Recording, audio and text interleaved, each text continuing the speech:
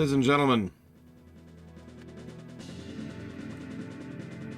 welcome to Zelda, the actual first Zelda game. I am, as ever and as always, your host, the Lowrunner. Today we're covering a game that it's hard to even properly estimate how much of an impact it's had on gaming as a whole. In fact, I would say we've only covered one other game, and indeed will only ever cover one other game ever, that has had the same level and scope of impact this game has, which is, of course, Super Mario Bros. 1. The year is 1986. It's the year of Dragon Quest, Lost Levels, Metroid, Adventure Island, Kid Icarus. PC had started getting some gaming. A game called Starflight came out from EA. Excuse me, Electronic Arts. They weren't called EA at the time. And King's Quest 3. Oh, you know what? Actually, that's a lie, because we're not covering that game. Believe it or not, as with a lot of older games, there are enough substantial differences between the Japanese version and the English version to warrant it as being counted as a separate game. No, we're not reviewing the Japanese version, which leads us, of course, to 1987. This is also the game that is specifically the reason why the Famicom and Nintendo in general started drifting away from the diskette system, which was their primary method of getting games back in the day. For those of you who don't actually know that or are aware of that, or remember that, excuse me, you used to be able to get like these blank discs and go and like you put money in, and you could just have a game copied into the disc, and then you could take it home and play it there. But they started moving towards the cartridge system, not for any kind of piracy or other dumb reason, but just because they could do so much when it comes to what a cartridge could accomplish, including something that is probably legitimately one of the most innovative things of the era. And I mean this with genuine sincerity, because they invented something that not a lot of people really put a lot of credit towards. And that is a song cue that's taken too long. And that is the save system. A battery backup actually on the physical cartridge itself, which allows it to then save some of the data of the playthrough, which can then be loaded later. That was a really big deal back in the day, and kind of blew the lid off of a lot of gaming. Now, there were concepts such as saving in the PC space, but I'm lying to you, because there was no such thing as a PC yet. But there was such a thing as the computer, and there was such a thing as saving in the computer space. But on the console, on the NES, that was unheard of. And I could be wrong, but I did actually look into this, and I didn't find any games that predate Zelda 1 in terms of using this method in order to have a save file. In fact, there's 3. Either way, that was a huge thing, and we came out with tons and tons of years. 1987. The NES is in its prime. There are some games that had just come out in Japan, which we hadn't seen yet, of course. There was Castlevania 2, I believe, or something, or that something just came out. Zelda 2, actually. That's a funny one. But also a little-known game called Final Fantasy. But here in the States, we got Metroid, Kid Icarus, Castlevania, Mega Man, Punch-Out! And in the computer space, a couple of games came out which were themselves sea changes, including Sid Meier's Pirates, Police Quest 1, and of course, arguably the biggest one for the era, Maniac Mansion, which is a game I bet most of you have never even heard of, but that's okay, because that's not really the big deal. Maniac Mansion was a big sea change because it invented a new engine called SCUM, or Script Creation Utility for Maniac Mansion, which just completely changed how people made adventure games, and would lead to a lot of developments we've actually already talked about in the past. And amidst all of that, came out a game that Miyamoto himself has said multiple times, I don't actually know Platonia, multiple times in multiple interviews, is his personal favorite of all the Zelda games, which proves once and for all that Miyamoto has no goddamn taste. What? So this game was headed up by Takashi Tezuka. Some of you probably know him. He is a mainline director, designer, and producer of core Nintendo games, and has been literally up until this very year. He worked on a lot of the more recent stuff, including Tears of the Kingdom. Most of the main Mario, Zeldas, Pikmin, Star Fox, all of that has had his hand in it. He is actually still developing, unlike Miyamoto, who's tried to take more of a back seat to a lot of things. Of course, Miyamoto also worked on this. And it makes perfect sense. After all this, was originally intended to be a launch title for the NES, or rather the Famicom. Some of you probably know this. There's a lot of behind-the-scenes info here, and I'm trying to rapid-fire this as fast as I can. They did something they called leftover clay. And by they, I mean I call it leftover clay. It's something I've used myself, creatively speaking. It's when you've got an idea for a game or a painting or just a story idea or whatever, and you put whatever ideas that work in here, but the ideas that don't work, you kind of set to the side, right? And you store them, and then you use these later to make something else. Majora's Mask would actually be made in a similar fashion, much later in this line. So all the stuff they were making for Super Mario Brothers, which we've already talked about at length, everything that didn't work was kind of shuffled over to the side. And as this side stuff was kind of developing in its own right, it kind of shifted and warped and twisted, and yes, King's Quest was Sierra, into this really wild game where you would play as Mario, and you would then go into the future from the past and use your knowledge in the future to gather up all these computer chips. Now, and of course you had a gun, because why wouldn't you have a gun? That just makes perfect sense. Now, if that all sounds wild, please remember that the original Super Mario Brothers kit actually had exactly the same general type of thing. It was actually a side-scroller shooter with a pretty typical gun, and then it developed into Mario Brothers as we went. Over time, that shifted and switched and just kind of warped into a new thing where they wanted to have, they wanted to really develop this character. They wanted to have a little bit more going on than just your typical left to right, enemies, bosses kind of a thing. But they couldn't quite figure out how to do any kind of narrative. They did come up with one great idea. They were going to call him Link. I'm going to go ahead and correct myself here, because in the course of my research for this game, I discovered that Link was not named that originally for being a link between the player and the character, but was in fact originally designed to be a link between the past and the future. So, egg on my face for repeating inaccurate information. I apologize. This would later lead to a deliberate pun in Link to the Past, LTTP, because it was actually originally pitched as a callback to the original pitch for this game. Moving on. Everything's cool. Everything's getting going. Miyamoto really wanted to push. He was always big on the gameplay side of things. He wanted to push a couple of things. He wanted to reduce the emphasis on arcade-like gameplay, because this is late 80s at this point, and we're well away from the typical arcades, right? Right? The arcades aren't still going to this very day in Japan? Okay, cool. But in all honesty, it was a problem. There was a common consensus amongst a lot of Japanese players that the arcades were where you went to play video games, and the home console was, like, not quite as good. It was the kiddie version of arcade games. So Miyamoto had been trying very, very hard to try and push away from that. It's one of the reasons he shoved so many ideas down the throats of so many developers across so many franchises, and greenlit so many projects that honestly were probably terrible ideas.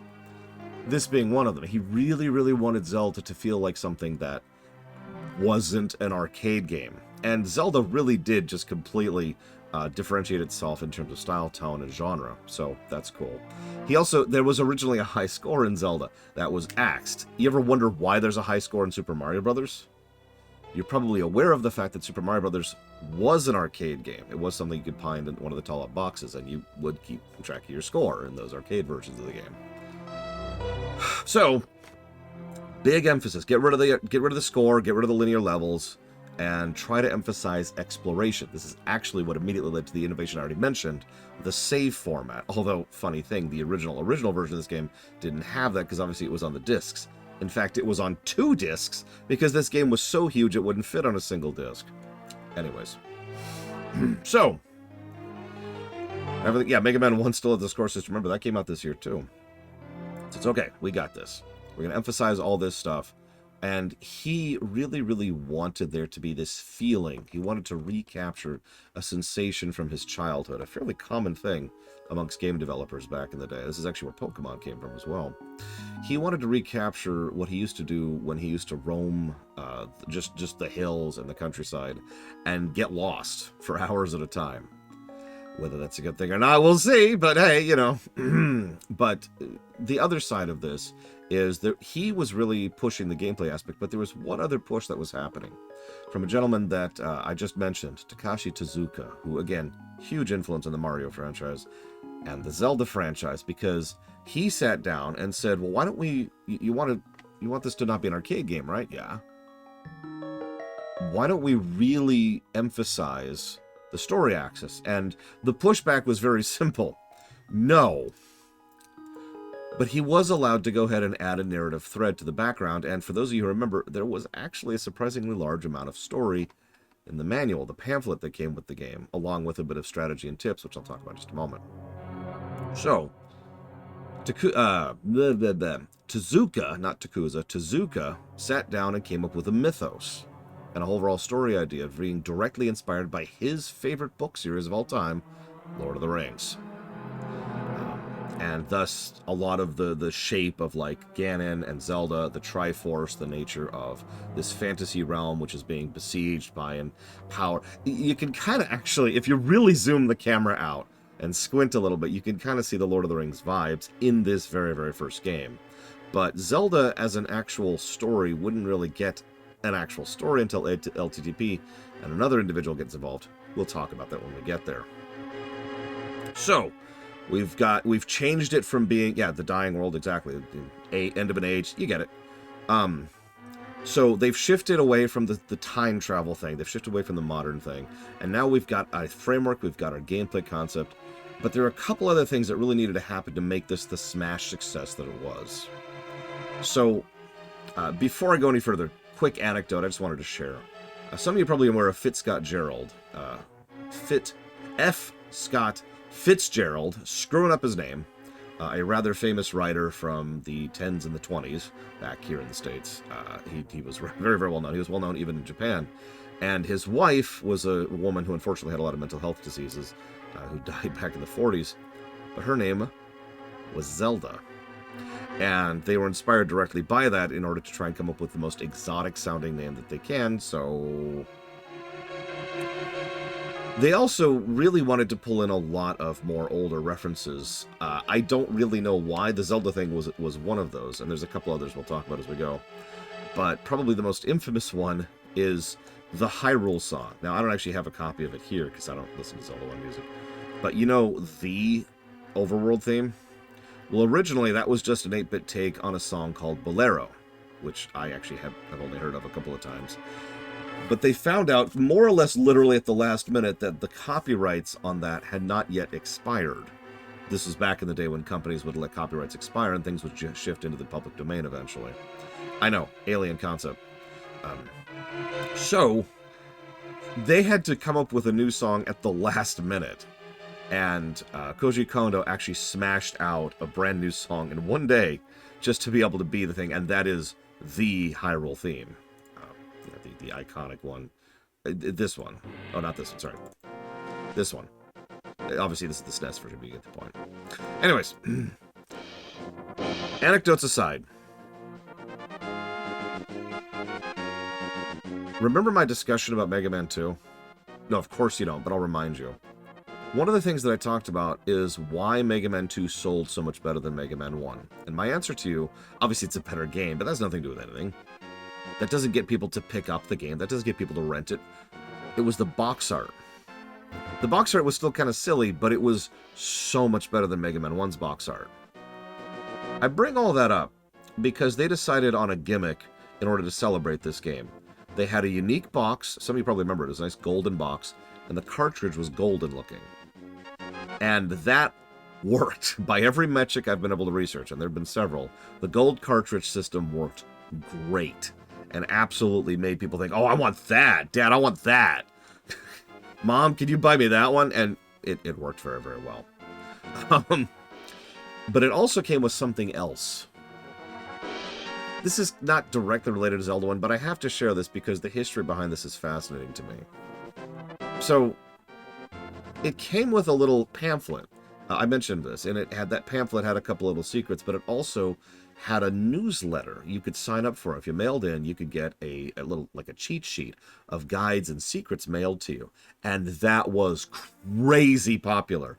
Probably because this game sucks, but it was so popular that people were like signing up to it in levels they were not prepared for. This is all in the States, by the way, just to be very clear about this. It ballooned so much that it led directly to the creation of something some of you in chat have probably heard of. See, they realized that using that kind of printed media as a combination of a marketing tool to get people interested and to get people looking at new games, as well as a way to help them play through those games, keeping them on as players and wanting them to keep playing their games as the games kind of sucked because this is the NES, was a great idea. And thus was born Nintendo Power. Direct result of the NES version, the US version of Zelda 1. Anyways, a couple other quick anecdotes while we're here. Originally, Link was straight up Christian. Just Christian. Nothing else for it. In fact, the original intent for, like, the explanation for why he's so heroic was because he was Christian. I find that rather amusing. This was, of course, censored down thanks to some of the controversy mongers of the 80s. Thanks for that. That trend would continue into the 90s. This also was a game... Yeah, he's a paladin, exactly. He's a straight-up paladin. Yeah, no, there are still references to it. In fact, he straight up does... I forget what it's called, like the cross thing in LTTP. And that makes sense because most of the enemies were straight up demons in the original version. And in fact, to this very day, they still, most of the enemies, even in Breath of the Wild, the game we just finished playing, are functionally demons. Creatures that don't actually have like a typical life cycle, but instead are birthed by curses. So that's cool. Yeah, Demon King Ganon and the Tribe of Evil, as it is most commonly known. But anyways, the last anecdote I want to share before we finally get into this game. How many people do you think made this game? Ignore the ominous music cue.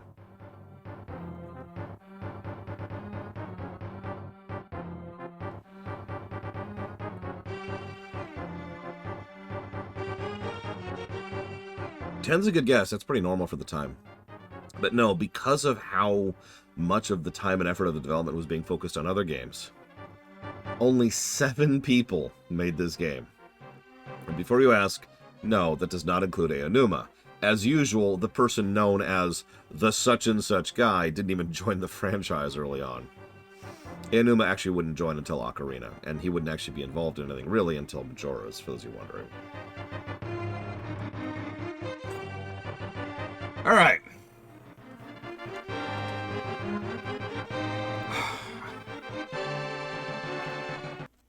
But enough of good music. I hope you're ready for bad music. It's okay. We have the power to mute this game. That is something we have as an ability. So that's nice. We can make it go away. All right, this should be it. Tell me how the volume is, because we always got to manually adjust that.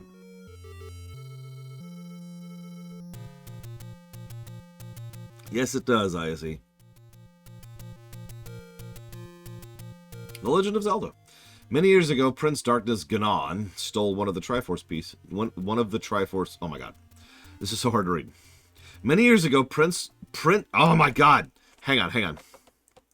Many years ago, Prince Darkness Ganon stole one of the Triforce with power.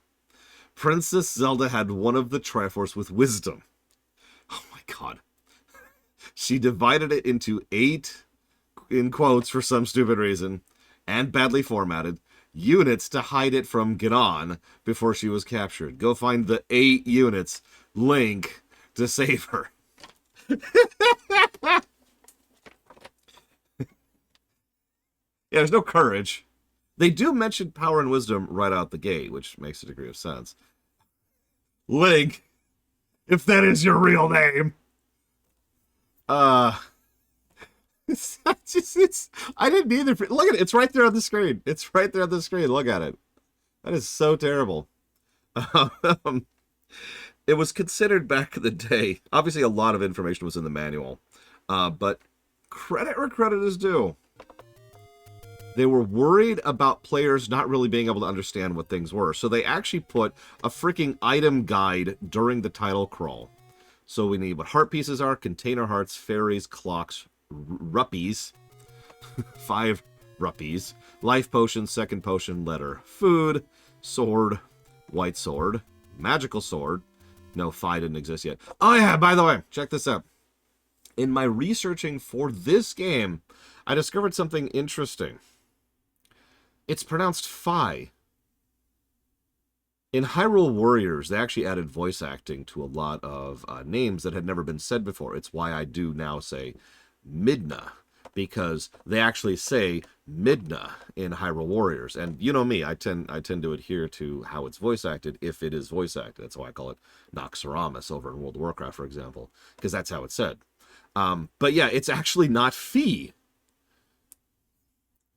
It is Phi, apparently. And that's just bonkers to me. I didn't know that. But yeah, they say that in Hyrule Warriors. So I will now try to correct myself going forwards. Phi sounds a lot better. Phi sounds terrible. But whatever. Titus. Moving on. But yeah, so that's the magical sword, magical shield, cross, very, very prominently displayed. Paladin, again. Boomerang, magical boomerang. Bomb, the most useful item in the game. Bow, arrow, silver arrow, blue candle, red candle, which, by the way, fun anecdote. Hang on, let me pull up the exact trend. Let me pull up the Zelda 1 manual really quick here. Because this is terrible. This is so bad. It's so badly translated, it actually gets in the way of understanding how it works. Where's the candles? There it is. So some of the rooms inside of Labyrinth are really dark, so use these to brighten them up. Blue candles are good for one screen only, but the red ones can light up rooms for several screens. That's not super clear. For those of you who don't understand how that works, the blue candle is once per screen. You have to then move on to the next screen. However, the red candle can be used however many times you want to on a singular screen. It also lists them in the wrong order on the manual, so that's cool too. It also lists the Triforce fragments and which pieces are what, and naturally the Triforce is just a single triangle, because, I mean, what else would it be? There's even a picture of Link going, just holding up one Triforce. There's some enemy things. There's the dungeons. We'll talk about Dungeon 3 when we get there, but I'm sure YouTube will take exception to Dungeon 3 when we get there. There's also a map. This is actually kind of cool. There's literally a map of the overworld, and here's where level 1 is, and here's where level 2 is. Obviously, none of this the game gets credit for, but they really, really wanted to give the player a little bit of a guide in what the hell was going on and how to play it. Because again, this was considered absolutely bonkers levels of revolutionary back in the day. And it's kind of a bad game. So for both reasons, while we're here, listen to some amazing music. Oh yeah, the blue ring, the red ring, don't explain that. Power bracelet, recorder. It's not an ocarina. Raft, step ladder, magical rod, book of magic, key, magical key, the map, the compass, and the Triforce. Please look up the manual for details. Thanks, Link. Oh yeah, the reason that Link has pointy ears, it's one of those serendipity things, because the whole point is they needed it to be distinct that Link looked different than Mario. That was a huge deal for them. And so they needed his sword and shield to be very visible, which is why he looks like a weird mutant midget in this game. But then they also were like, well, hang on, he just looks like Mario with a sword and shield. So they gave him the cap and the pointy ears to make him look different from Mario. And thus was the Hylian species born. Thanks, Mario. Alright, so a long, long time ago, the world was in an age of chaos. In the midst of this chaos, this is hard to read, in a little kingdom in the land of Hyrule, a legend was being handed down from generation to generation. The legend of the Triforce. I don't know why they keep using quotes. Golden triangles possessing mystical powers. One day, an evil army attacked this peaceful little kingdom and stole the Triforce of Power. This army was led by Ganon, spelled correctly, the powerful Prince of Darkness, who sought to plunge the world into fear and darkness under his rule. Fleeing his wicked rule, Zelda, the princess of this kingdom, split up the Triforce of Wisdom into 8 fragments and hid them throughout the realm to save the last remaining Triforce from the clutches of evil Ganon. At the same time, she commanded her most... God, that's hard to read. Her most trustworthy nursemaid, Impa. Yeah, that's right. She goes back to the first game, too, by the way. Impa to secretly escape into the land and find a man with enough courage to destroy the evil Ganon. On hearing this, Ganon grew angry, imprisoned the princess, and set out a party in search of Impa. Braving forests and mountains, and a text, Impa fled for her life from her pursuers. As she reached the very limit of her energy, she found herself surrounded by Ganon's evil henchmen. Cornered! What could she do? But wait, all was not lost. A young lad appeared. He skillfully drove off Ganon's henchmen and saved Impa from a fate worse than death. Death. His name was Link. During his travels, he had come across Impa and Ganon's henchmen. Yeah, that's what you just said. Impa told Link the whole story of Princess Zelda and evil Ganon. Burning with a sense of justice, Link resolved to save Zelda, but Ganon was a powerful opponent. He held the Triforce of Power.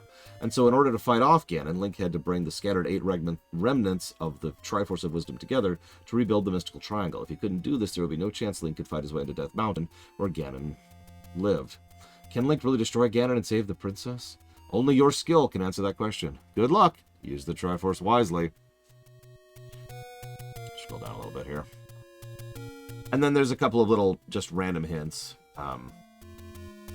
When Impa gave Link the order to destroy Ganon, she also told him of the history of the land of Hyrule and the layout of the 9 underground secret labyrinths. These layouts should be somewhere in this booklet. Did you find them?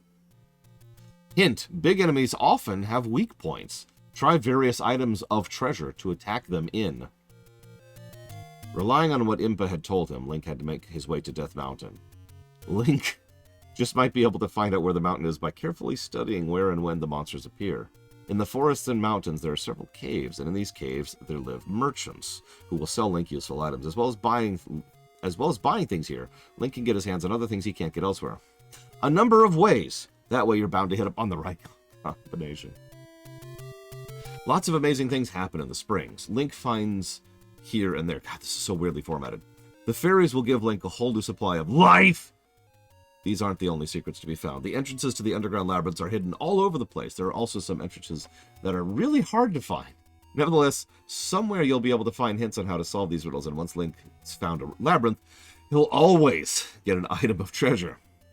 Some of the nasties in the labyrinth are controlled by a ringleader. If Link finds this ringleader, he does away with him first. All the other enemies in the room will disappear. Actually, a game mechanic. Carry weapons such as boomerangs, etc. to match the enemy. This way Link can proceed with the fight more effectively. The skill to switch over quickly to the treasure select screen, remember the sub-screen, and swiftly take out treasures is really important. If you've got this skill, Link will be able to win through to the end. The labyrinth level display is important. It shows Link the way. If Link does not fight in the right level order, he might meet a miserable end at the end of a labyrinth. Don't rush forward too fast. It's dangerous. Lots of riddles are hidden in the underground labyrinths. Once Link's found the map, this is long. Once Link's found the map and the compass, he can go forward, checking each of the passageways one by one. Walk around and find all the rooms. For this, Link will have to increase his possessions a lot. He's a banker. In the underground labyrinths, Link will come across some doors that will close behind him once he's passed through them. Yet, there's always a way of opening them and escaping. Even if Link's closed in on all sides, he's not allowed to give up. Try anything to get out. Link's going to have a difficult time trying to destroy Ganon. He's real mean, but even Ganon has his weak point. Some friendly character in the game is sure to tell Link about it. Link has destroyed Ganon, and has managed to rescue Princess Zelda. Now that he's got a hold of the 2 Triforces, he once again goes off on his travels, making his own way towards countries unknown. Who knows what the future holds for Link? In the labyrinths, Link will come across some kind-hearted people who will help him out. Listen well to what they say, and discover the enemy's weak points.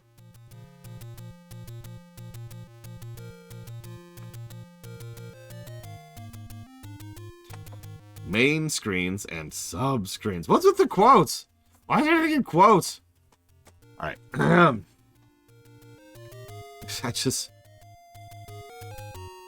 no, all of the Hylians have an elf-like appearance, Starscream, as I just mentioned. Alright. I guess I can't put this off anymore. This is gonna suck.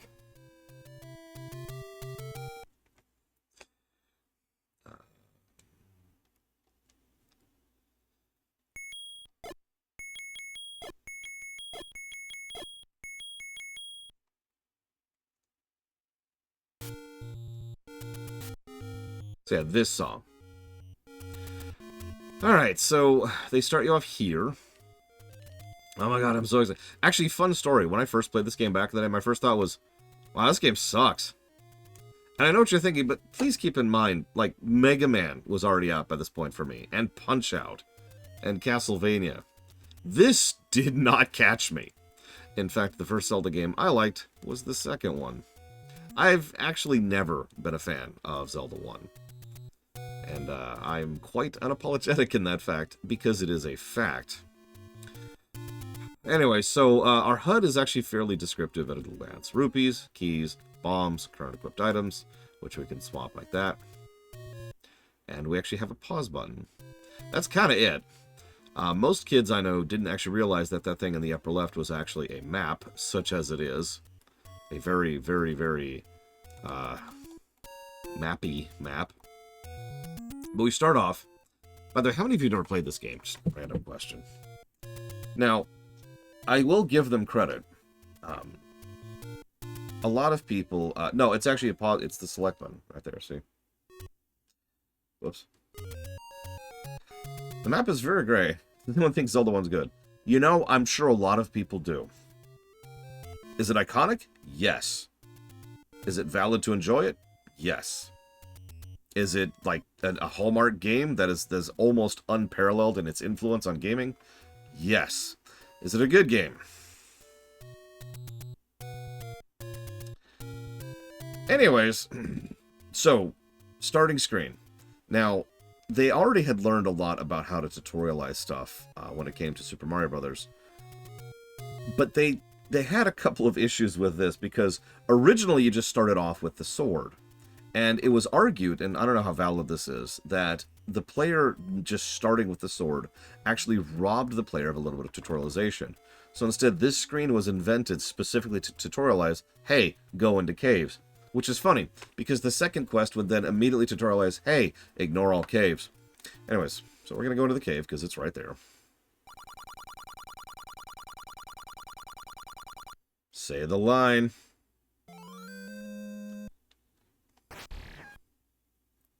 Oh yeah, and by the way,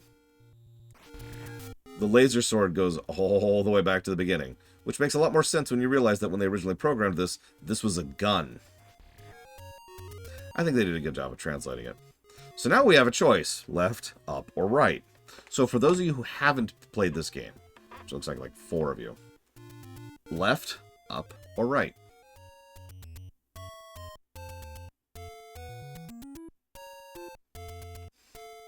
Bunch of ups. Okay. Up is not a bad choice, all things considered. It introduces us to a couple of things, and probably the most basic enemy in the game. Also someone that you can block the shots of just with your basic shield. Now we can go left or right. Up is arguably the correct choice, but it kind of depends on what your initial goal is in this game. We'll go right. We'll go right. Okay. Enemies can spawn off screen too. That's cool. That's cool. Now we can go in any direction. No. It looks pixel perfect to me, Chill Penguin. This is exactly what I remember Breath of the Wild looking like. Oh yeah, and obviously I didn't really intend for this to be a direct comparison, but considering so many people have stated for so many years that Breath of the Wild was a direct continuation of Zelda 1, that is to say a remake of it, or a reimagining if you prefer, it is kind of appropriate that we play Zelda 1 immediately after Breath of the Wild. We'll go up. Nothing really much going on still. Same type of enemies, and same type of samey screens. In order to save room on the cartridge, remember, this originally came out on 2 discs. They did a lot of asset reuse, and I mean a lot. In fact, as has been infamously pointed out, there's actually only 4 total screens, zones, cells, in the entire game. There's the overworld, there's all of the dungeons, there's the second world, and then there's all of the dungeons in the second world. And that's it. That's everything. Once again, we can go in any direction. I haven't really found much yet. Bragwin says left.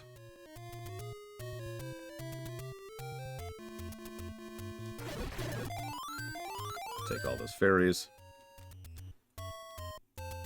This is a good time, as Eddie mentioned, this game controls like ass. So you can go off tile, but like it's hard to explain if you've never played it, but you can kind of see just by looking at this. This is me going in smooth circles right now. Like, just imagine me doing this.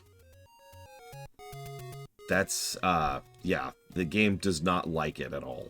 It has trouble with diagonals a great deal. Obviously, because there is functionally no diagonal, but you can kind of do it if you do it like that. But it also has a tendency to interrupt its own movement. Because it sits on, it actually is still on a grid. It's just not the usual grid. Like, it's not the grid that's the size of this tree here. Instead, it's a grid that's about, I want to say, a fourth of the size of that grid. And you can really kind of see it as we kind of, like, nudge around the edges here. This came out originally in 1986. The version we're playing, which is slightly different than the original version, came out in 1987. Croatia came out in 1988.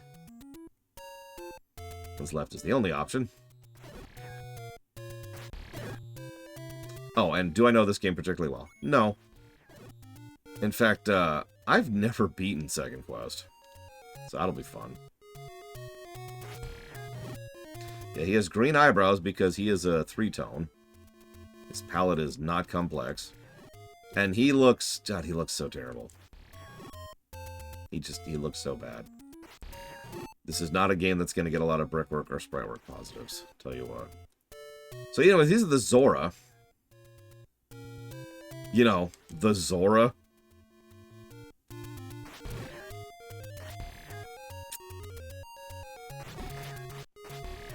Just enjoy that for a minute. So, lift her up, lift her up, lift her up.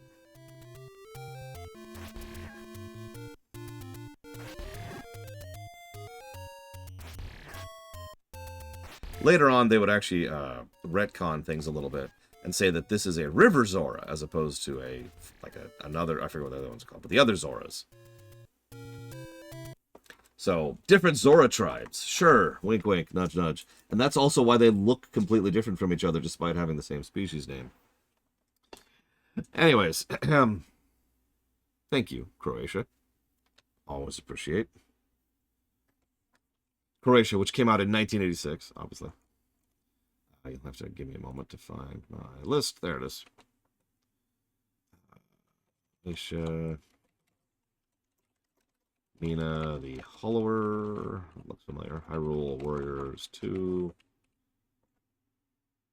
Mario. And Luigi Lock. Controller. There it is. I keep looking for my Joy-Cons. Alright. Yeah, we don't have any items whatsoever yet, but someone said left, so left we shall go. I do have a little bit of a mental map of this map. For example, I know what's up here. But we can only go south, so south we shall go. And here, we've actually already been to the right. Although, I wouldn't blame you if you didn't know that. We could go into the cave. Should we go into the cave? We do need rupees. For reasons we'll talk about later. Should we go in the cave? Should we do it? Should we do it? I can't do it! Okay, here we go. Buy something, will ya? So we can buy our shield if we lose it. We can buy a key for 100 rupees or the blue candle for 60.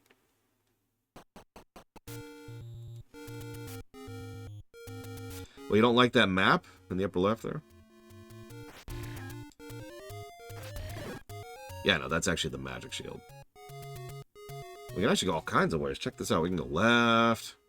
We can go down. We can go up. We've got all kinds of options. Isn't this great? Let's go in here. What's in here? What's in here? Meet the old man at the grave.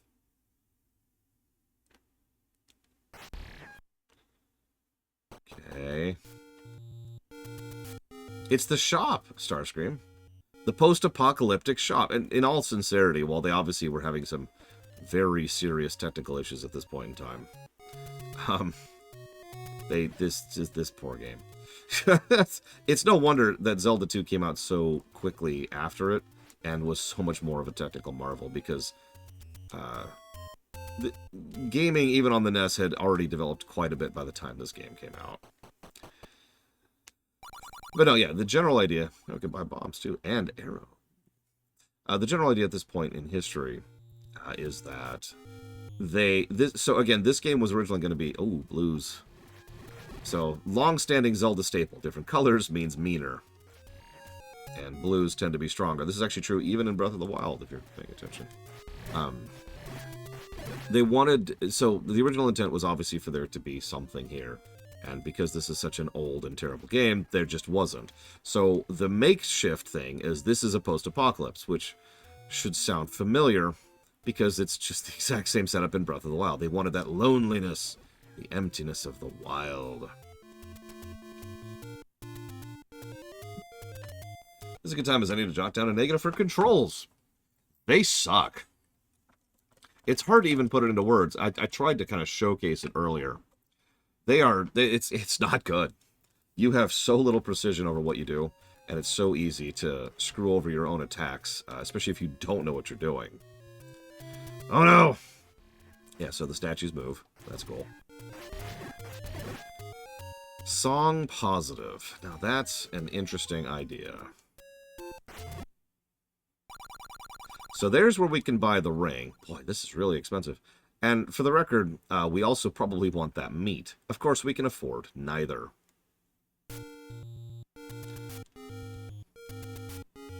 I mean, I should warn you, there's only 5 songs in the entire game. That's not an exaggeration, and some of those songs don't really count. Positive for sound design? No, I don't think I could swing that. However, I do agree that the song, the iconic song, probably deserves a song positive. I'm not going to actually argue it.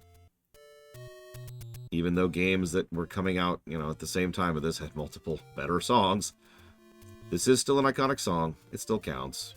Plus the song. You win.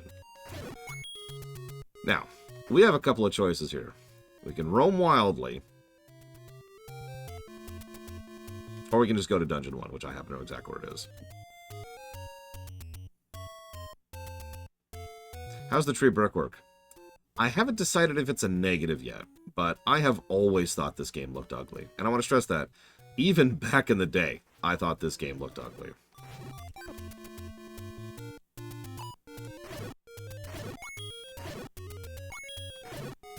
God. I'm going to suck at this game a little bit, by the way, because, well, I'm not that practiced at it. And again, the controls are not great. So there's Dungeon 1, the Dead Deku Tree. I'm kind of joking, but I'm kind of not. It was the original inspiration for the Deku Tree. Oh, yeah. Low health Beetle Leaps. They're not great in this one. The best-looking NES game... I mean, the best-looking NES game came out years after this. But to showcase a little bit, since we're here, let's look at some games that came out the same year that this game did, right? That sounds like a fair thing to do. So, for example...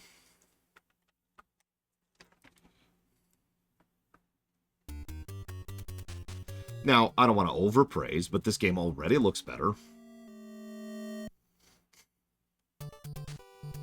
Now, there's a little bit of a noise problem with Castlevania 1, and there is, let's be honest. But I would argue this already looks better.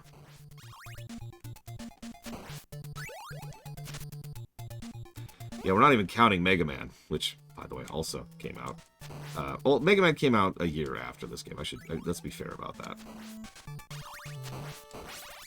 I mean, look at that. There's actually, like, tattered cloth things. I can't word.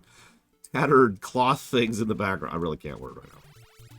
And there's the, like, the broken down railing on the staircase. Curtains, thank you. And the bricks that are being exposed because the masonry's falling apart. This is pretty good for the era. Now, this is kind of one of those good for the time things, but still... But hang on, that's not fair. This game came out the same year.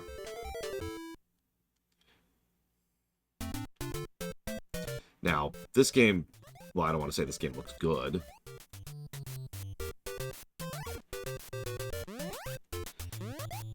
hated this game so much as a kid, by the way. Did you know I have never beaten this game? Not once. I actually still own it. In fact, I believe this is part of the NES block.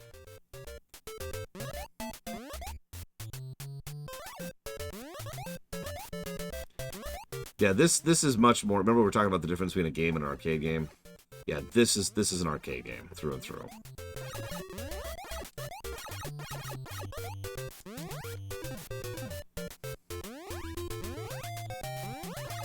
Yes, this is...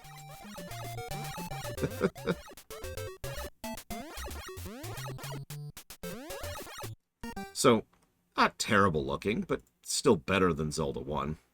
I mean, I guess I could just go right for the jugular.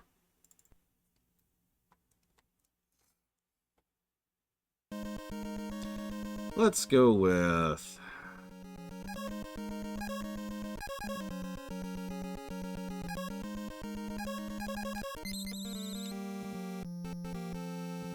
Probably the best looking stage overall. I had to think about that for a second. And yes, I have played Shattered Hand.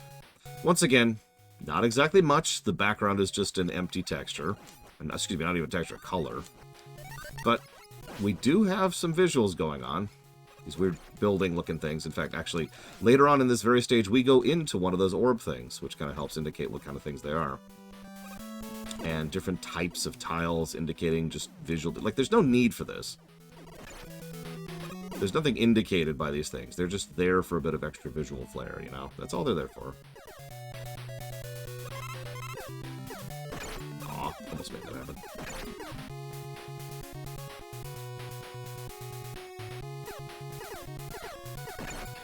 I mean, that's my point, though, Crazy Horse. I'm comparing this to games that came out in the same time as Zelda 1, because I want you to understand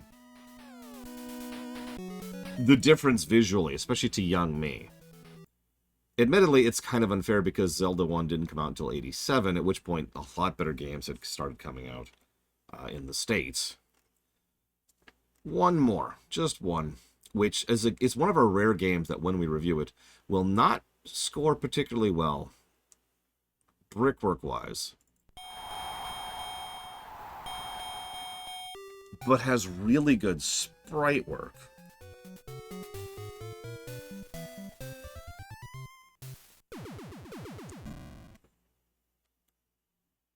In fact, as we'll talk about when we get here, this game was actually revolutionary because of how they did the sprites in this game.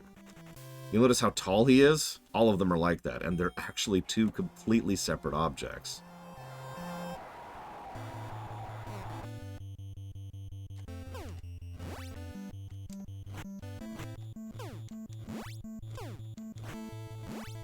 Look at that. Different reactions for being hit in different directions, and of course they have their attacks, which he'll start doing any second now. Well, or I can just kill him. But yeah, that came out the same year in the States as Zelda 1. Oh my god, you're right, Plutonia. Yep, you're right. Final Fantasy 1 was also 87 in Japan, admittedly, but still. Down. Anyways, I think I've made my point. Zelda 1 does not look super great. No offense to it. I mean, just look at this. But it's okay. Surely the dungeons look better, right? You have now seen every single dungeon in the game. I am not making that up. This tile set is it. The only thing that changes is the palette.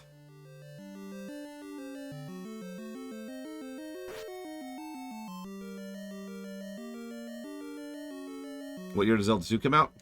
1987 in Japan. That's another wild thing. So Zelda 2 wouldn't come out in the States for actually several years. But the original Japanese release came out when the American release of Zelda 1 came out.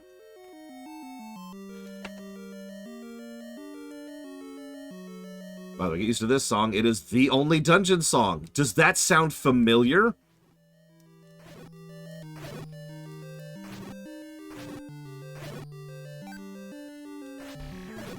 Can you imagine doing every dungeon in the game and having the same song for all of them? That would be crazy.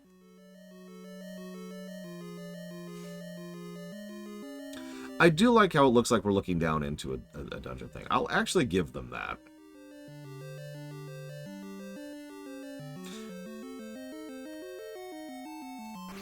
And yeah, so there's a mob. Sorry, I should be talking more about game design here. I apologize. Keys are very obviously keys. That's cool. We're just gonna get rid of that song for a second. You know, I've never been able to 100% verify that ISC. So I'm gonna go with I don't know, because it's the truth.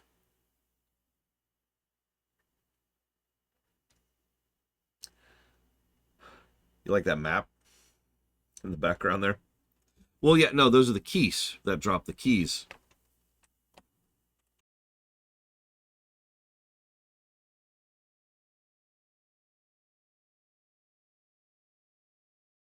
I mean, I would say it's extremely likely. In fact, to be completely blunt, having now analyzed Breath of the Wild twice, I would say that if they denied that Breath of the Wild was inspired by Zelda 1, I don't believe them.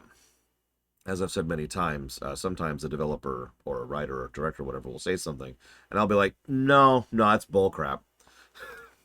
Because, I mean, the writing's on the page, right? You can just tell, especially if you're analyzing something. But anyways, so yeah, brickwork, not great. I should also jot down a negative for music, and then a second negative for music, and then a positive for song. And we'll let that sit for a minute. Now, for the sake of just, I'll only do this once. So for those of you who haven't played this game before, obviously we go north here, but I want you to direct me on this first dungeon. Let's see how the first dungeon feels to a newcomer. Okay, so we've gotten our key. Now we're here. We've got 3 Stalfos. I'm going to assume you want me to kill them, and then we're going to go north. But if you want me to do anything else in a situation like this, just say something. Does the ability to save the game count as a positive? No. Okay, so north. Alright, so now we can go left or right. And there's Stalfos. What do you want me to do?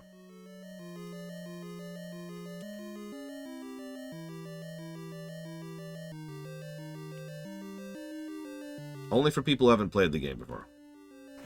We'll go and kill the Stalfos. Because they're skeleton foes. I kind of like it, though. The foes thing has kind of worked on me over the years. I don't know. I warmed up to it. Not at all, Starscream. I have played better games made by less people. We got a key for our troubles. Nice. Keys are universal, by the way. You probably already noticed that. Left or right?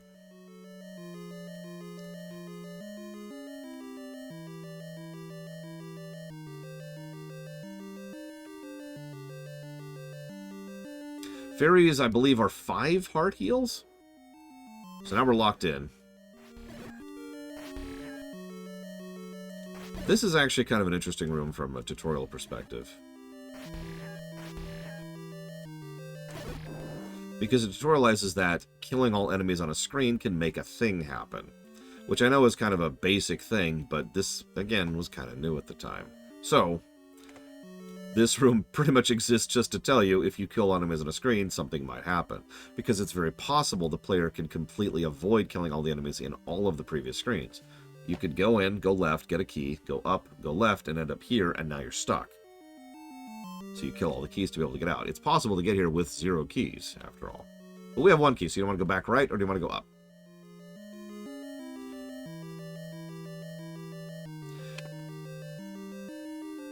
Up it is.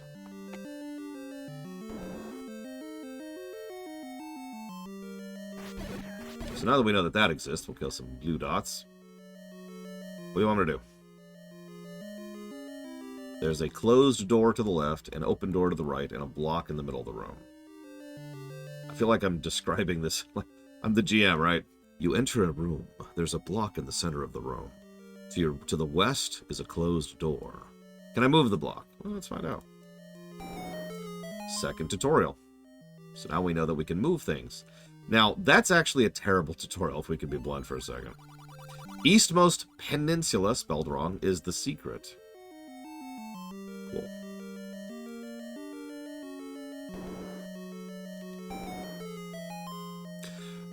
So, once again, the point of this room is to tutorialize the idea of moving a thing. Now, I would argue this isn't super well done here. Don't mistake me, I am likely to go ahead and give a positive tutorialization, because there is tutorialization in this game. Or maybe we'll give it to just the first dungeon. I haven't decided yet, so we'll put a question mark here. But the point I'm bringing up here is moving a block to make a thing happen was pretty new at this point in time. So they wanted to try and get across the idea of that, so they put it in a room, and there's the block, and there's the enemies, and it's like, well, now what? What they probably should have done, to be completely blunt, yeah, this is my opinion, is they should have made it so that both doors don't open until you go ahead and shove the block to the side. And the block being kind of off-center and in the middle of the room does draw your attention to it. Now, you're probably thinking, well, hang on, what do they screw up here, then? So there's a lot of blocks like that in the game, and there's a lot of them you can shove. And then there's the other 95% of them, which you can't do anything with. We've talked about this concept before because we just covered Metroid.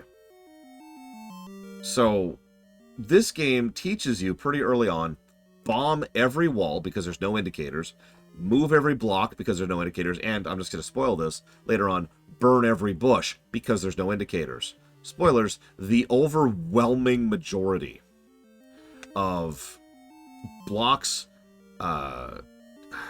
walls, and bushes have no interaction.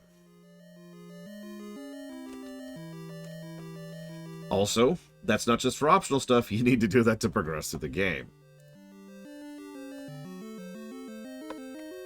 So we'll just dot something down there. Now, later Zelda games would come up with this great concept. In fact, Zelda LTTP came up with something which is actually a really, really great concept. It's very basic, though. There's some cracks on the wall. That's it. There's just some cracks there. Oh, okay. And, also, to praise LTTP, most of the time when there's a movable block, the design and shape of the blocks indicates that it's movable. Let me explain what I mean. If there... No, not here, Bragwin. In another game. In the other game, there would be a thing where, like, these 4 spaces right here, all of these in the center, are all blocks. You look at that, you can't move any of them, because there's no direction you could shove any of them in. Okay, cool. But then, there would be another room, and there's one block like here in the upper left where I'm standing, and then the block down there. And it's like, ah, okay. And that's how LTTP tried to get across the idea that this is a movable block. Better guidance, put simply. I mean, sorry, this music is drilling into my brain. Put very, very simply, LTTP really is Zelda 1, but better. Some of you probably remember the Then and Now series that I did with Third back in the day. And he, having never played the franchise before, came to that exact same conclusion, completely independent of me. So, that's not just me speaking from years and years of experience. LTTP is just, all right, let's try to do Zelda 1 again, but better in every way. No, I can actually. So, because I'm not streaming from my Switch, which is part of the reason I am not streaming from my Switch, I can just pull this down here, and I can just hit that button at will, and just turn off the sound. LTTP stands for Link to the Past. It was, obviously it's a pun on the original intent, but the main and primary purpose thereof is that LTTP was the mythos. It was finally connecting the series in a way and explaining the prequels and how things got to the state of Zelda 1. I actually mentioned this before in the Mario series. Most of the Nintendo properties had much stronger continuity until the N64, put simply. At which point, a lot of that continuity was thrown out the window. I've never been able to figure out why. But it's true. Zelda 1, Zelda 2, and Zelda 3, Link to the Past, are all actually part of one overall story.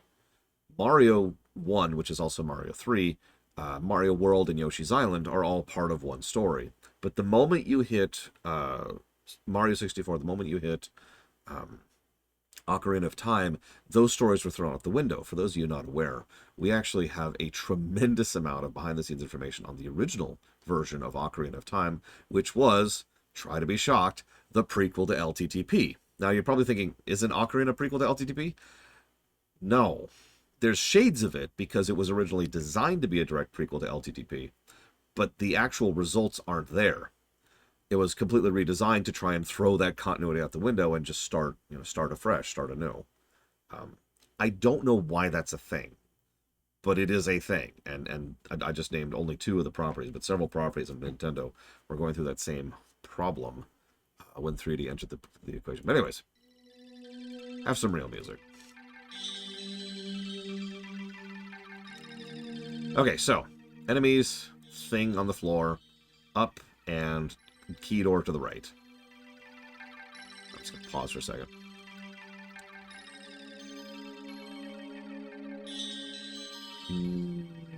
No, Frieza. It's great, isn't it, Mr. Red?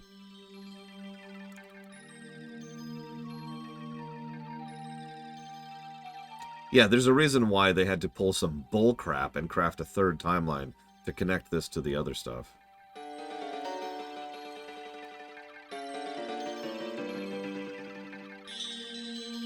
We can go and grab it. Let's see what happens. Oh, well, hang on. Okay, hang on. I'm getting cornered. I'm getting cornered. Oh, God. I'm putting baby in the corner. Okay. So, hey, we have a map now. Check it out. The upper left. So now we can roughly see where we are in the dungeon. So, you want a key to the right, or do you want to go up? And thank you, Plutonia, as always. As of this game? No. In fact, I'm pretty sure I didn't beat this game as a kid. I'm pretty sure I put it down. Now, Zelda 2... I played the crap out of Zelda 2 as a kid. I have not played Tears yet, so when we get there, it'll be my very first time playing it. So I'm going towards Thief Block, Deus Ex Human Revolution, Hitman 3, and that was the Water Temple from Ocarina of Time. Played them all. Actually, before the timeline was released, there was no consensus, and it's so funny because I've already told you why. The reason why is because most of the 2D games, which fit pretty well with each other, didn't fit at all with the 3D games, and the 3D games fit well with each other.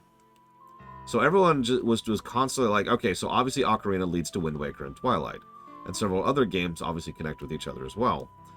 But like, what the hell? How do the 2D games? How does LTTP fit in? And nobody could figure out how it fit in. And apparently neither could the official developers, because they pulled some bull crap and just twisted their arms and said, oh yeah, no, and then Link dies in the final battle, and that's the fallen timeline, and that leads to LTTP, and it's like, huh? It's bull crap. All right, so what do you want me to do now? You know, Crazy Norse is like, I'm tired of playing this game already. I stand by what I've said several times during the Breath of the Wild run. The Zelda games are better when they're considered parts of individual arcs and not all in one cohesive timeline. Not that I'm against that concept, but it's way, way too late for that to be a thing at this point. Bombs. We got a key back, too.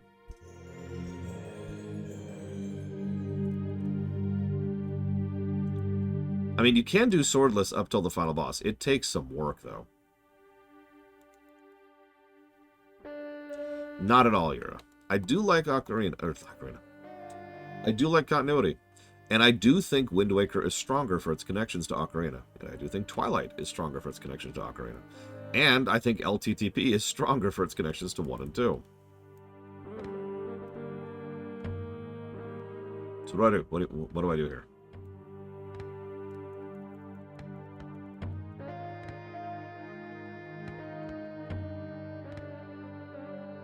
Move every block. Okay.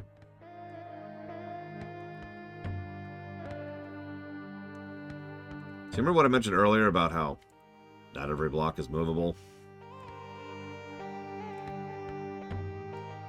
That can get irritating, which leads us to the 2D sections. Now, this is a bit of conjecture, but near as I can tell, these are the sections. The reason we even have these 2D sections, which would be retained in some of the future games, excuse me, is because these were the buildings that you would go into in the future during one of the original versions of the game. And now we have the bow. You're probably thinking, well, how do we get arrows? Well, that's actually easy. Arrows are rupees. We currently have 34 arrows. Yes, that sucks. Because that means, and we do absolutely want lots and lots of rupees in this game for several upgrades. So, we spend our money in order to cast arrows. I don't have a better way to put that. Yeah, we are going to need meat at least once. So, now what? We do have the bow, though, now. Yay.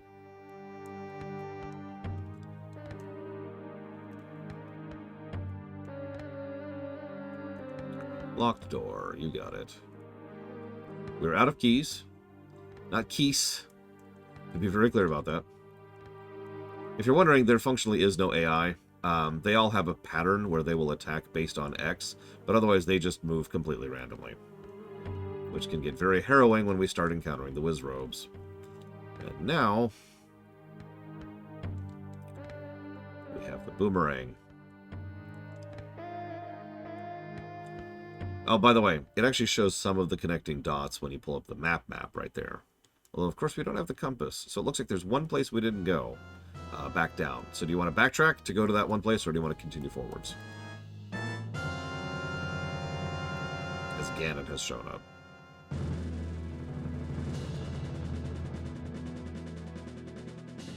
No. Sorry, Savicom. The whole point is I want people who have never played this game to tell me what to do. Just to kind of see how this works. Just to see how they do. Because I have played this game. I have actually played this game semi-recently, about a decade ago.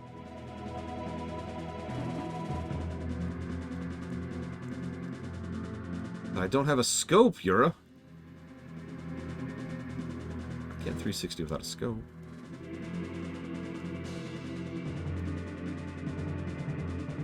Link in Australia. Ah! I mean, that puts that as more recent than, say, Metroid 1, Darkrai, which would have been closer to 25 years ago. Besides, the decade was just yesterday. Or last week, as I'm fond of saying.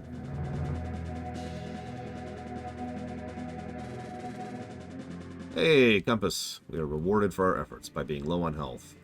Oh yeah, I need to write down low health beetle leaps, because they are definitely a problem in this game.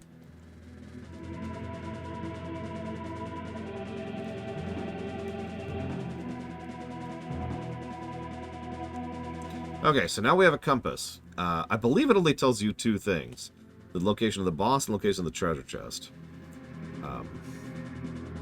Obviously, we've already got the treasure. Now we know where the boss is. And it's actually a straight shot from this point onwards. No life system. We'll show off dying whether we want to or not. Trust me.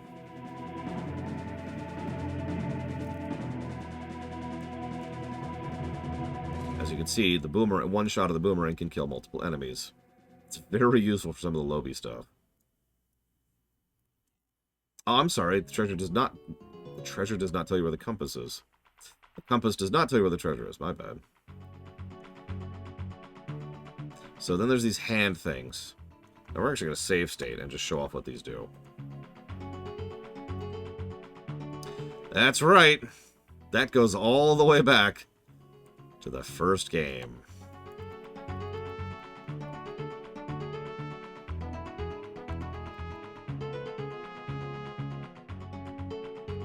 Quite a few Spartan, but remember, it wasn't just the health respawn. A lot of other concurrent things got in the way of that.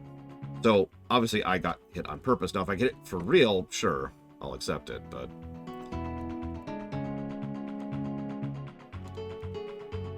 Boss time.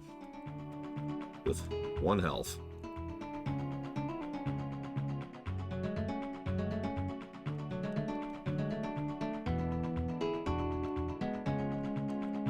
Jeez.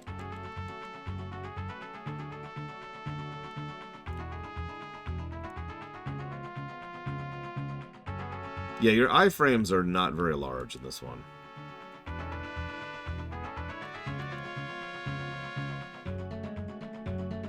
This is a boss, by the way.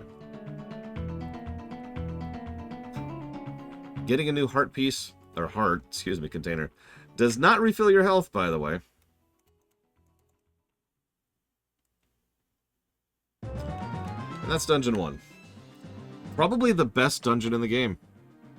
Thank you, Sabacom. And if that's an indicative of quality, it should be.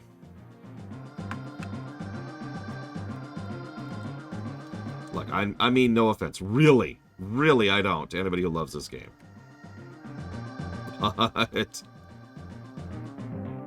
listen, Melkor, if you want to listen to this game's soundtrack, that's on you. Alright, so, yeah. We have one piece of the Triforce. Yay!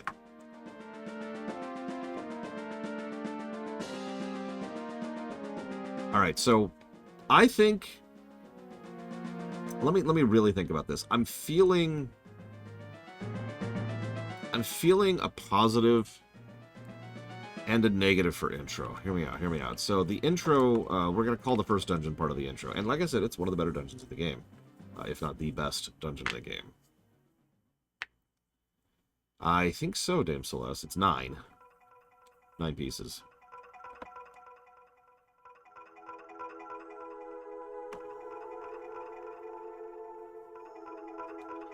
By the way, I do have a gold cartridge for this game. And no, I'm never selling it. 8, sorry, my bad, 8. Look, I know this game kinda well, not that well. We start off, there's the old man, you know, like this, and there's the first dungeon. Cool, not too shabby, not too shabby. Is it still in the box? No.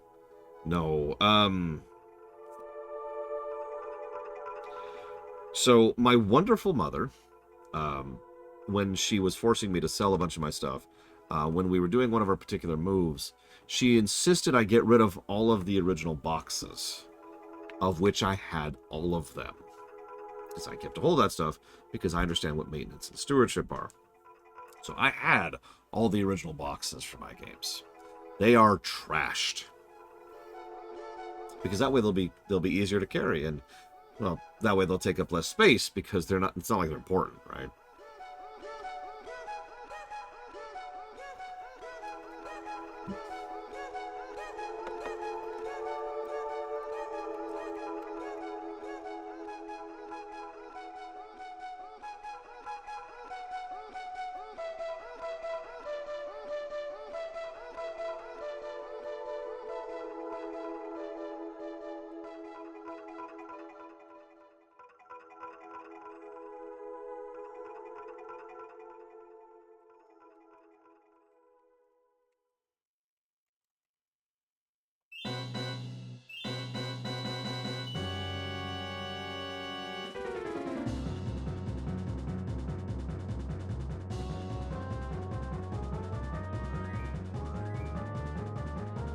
That's a good question on Noble Dame. I don't know. I think I pointed out during Mega Man that Mega Man was considered revolutionary for the fact that you could have a stage select. But yeah, Zelda 1 does predate Mega Man. I mean, even the idea certainly predates it.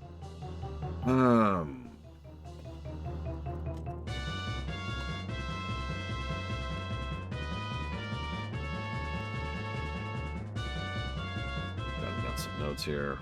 While I'm thinking about it. I think I'm not going to be mean and give a negative for localization, even though this is demonstrably bad localization. In fact, this is pretty bad even for the era localization.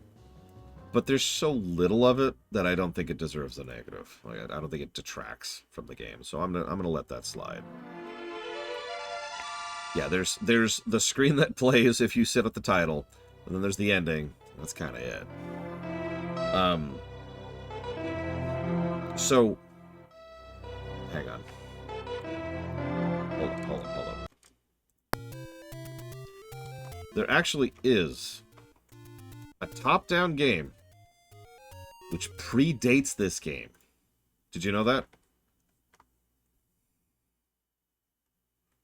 Zelda came out after.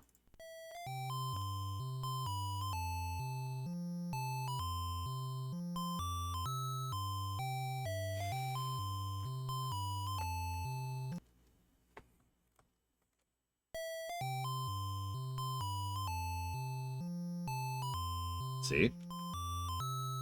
What's funny is the control is, near as I can tell, identical. The movement.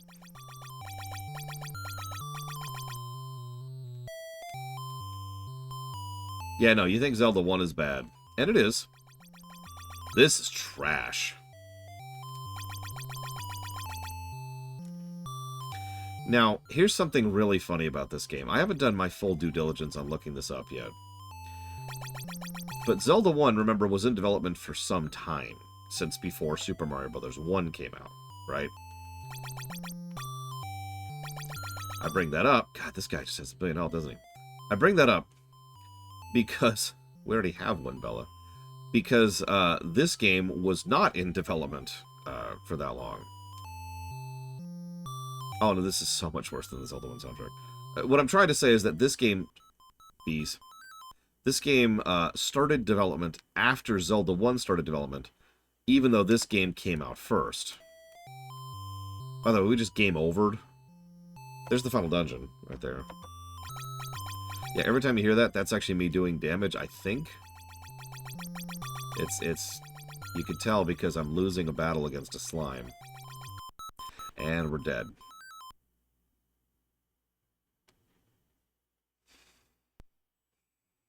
Oh, here's the story of Highlight.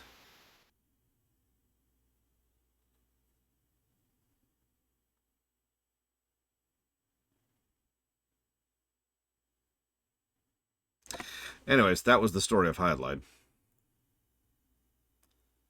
Hope you enjoyed that.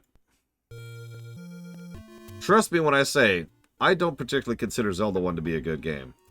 But it can go a lot further down from here. Anyways.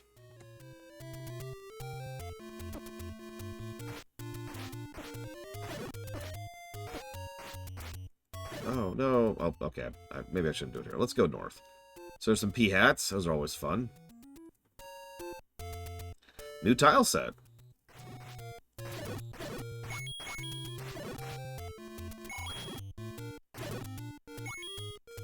Yep, there is a 3D Highlight, which is actually a remake of the original Highlight. That is not a joke. Or at the very least, it's not mine. You just saw us do a temple. I see. That was Dungeon 1.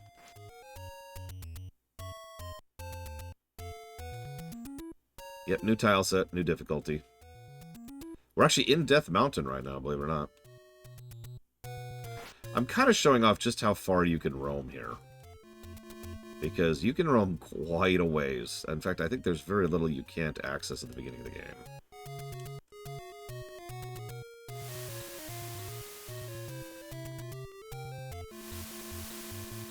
I don't even know what that is, Star Wars, so I don't know. Yeah, no, we've already reached the Theodum part. Oh, hey, here's a dungeon. Let's play money-making game. So, this is how you make money. You make a save state, you check, and when you're wrong, you reload.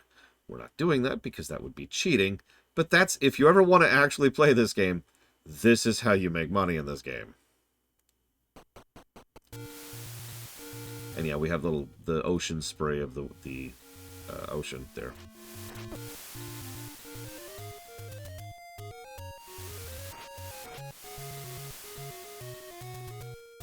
God, I can't think of any. Like even River City Ransom is the side scroller thing, and same with Double Dragon and stuff like that.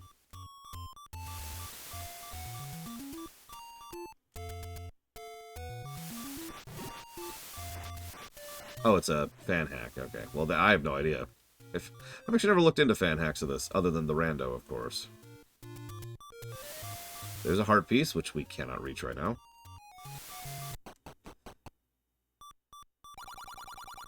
Same type of vendor we've already seen.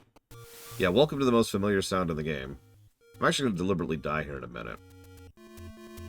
But I'm also kind of showing off the limits of the map. You'll notice we've already been to the upper right, and now we're in the lower right. And that's the limits of the game world. It's not super large, which, believe it or not, I think is actually in its favor. Oh, we died.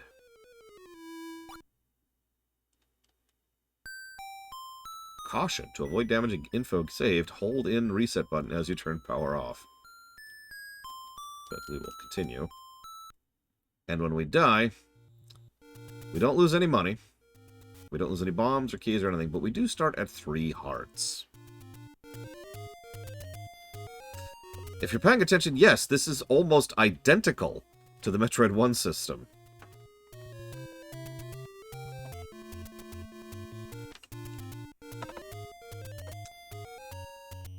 Now, by memory, it's not as bad as Metroid 1. We'll see if I challenge that memory throughout the course of this. Oh, good point. Savacom points out something that's actually very important here. I'll even show it off right now. Give me a sec. I'm so sorry, Bella. I don't know, Frieza.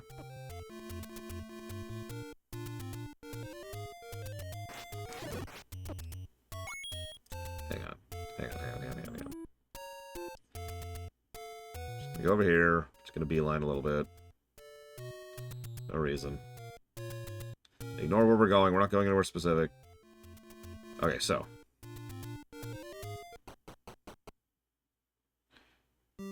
Yeah, by the way, I never remember what level 2 is. I always think of this as level 3 for some reason. I'm sorry. I always think of this as level 2, even though it is, in fact, level 3.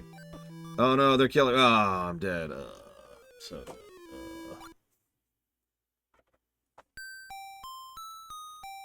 So, you restart at the dungeon when you die. Now...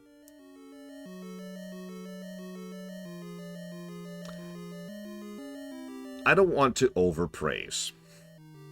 I say that a lot. However, for the time, that was huge.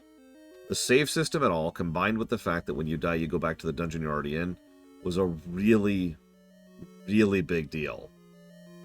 Yeah, this is kind of a mid-mission checkpointy thing. Now, mid-mission checkpoints predate this game, I think. I should actually question that. Maybe I'm wrong, because actually...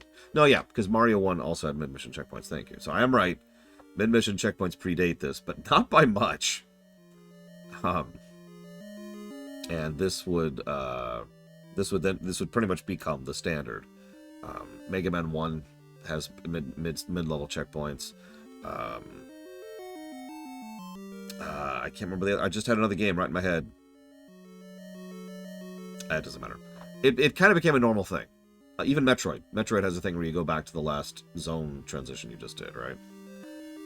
But yeah, no, I don't think this is going to be as bad as Metroid. I've already said that. But restarting with 3 health is not a great thing. There's especially no reason for it, because as we pointed out, the programming for that is pretty easy. There's not a lot of difficulty in saying, hey, set health to max upon respawn. I forget how much health you can have max in this one. At the very, very least, excuse me, it'd be 11. Oh yeah, excuse me, Dakota's right. It's actually 6 health, because each heart is 2 health here, as opposed to later when it will become 4.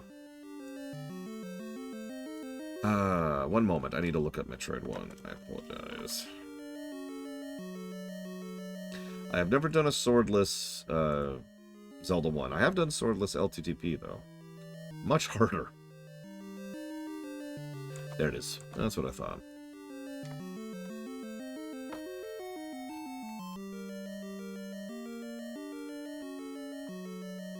Okay. So we're not actually going to do Dungeon 3 yet. Obviously, we have to do them in order. But I do want to find out something, so let's die. Here, let's save state. Let's die. Kill me. Shoot me. Shoot me. Ah, dead. Very dead. Let's save. Now let's restart. Nope, it kept my rupees, my keys, and my bombs. And my items. Cool. Okay. I was curious. I'll take the warp back anyway, so we'll go and erase that save state. Alright, so.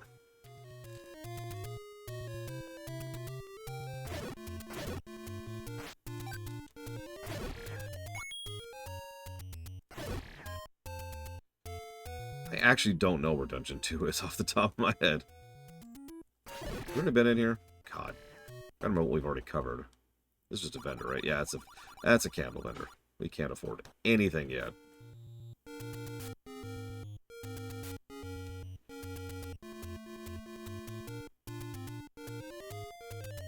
We cannot afford Jack. Let's go this way. We actually came from this way earlier. But this is still Newbland. It's pretty easy to tell where Newbland is because all you have to do is pay attention to the enemies. There are, as usual, 3 tiers of enemies, which should sound familiar if you watched my Breath of the Wild review just now. This is early tier, there's a middle tier, which we've already poked at, and there's an upper tier we haven't actually seen yet, which is in the upper left.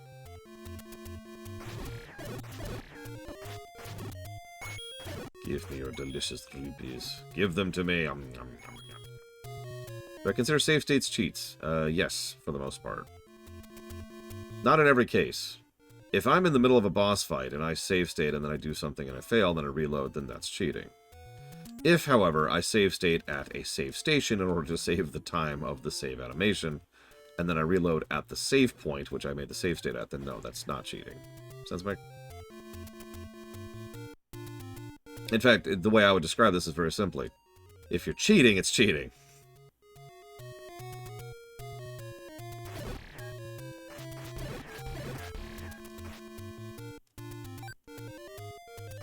Turbo buttons, I don't generally consider cheating unless it really affects something, which it almost never does. So there's our tier 2 enemies. So we're obviously drifting a little bit here.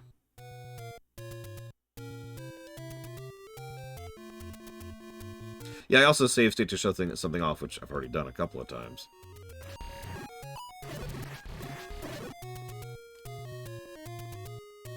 What's this? Well, I don't want any of that. I mean, I actually want all of that, but not yet, not yet.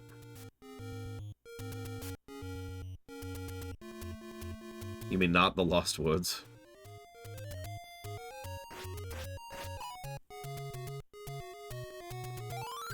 So these are fairy fountains. They are full heals. Metroid. All right. Sorry.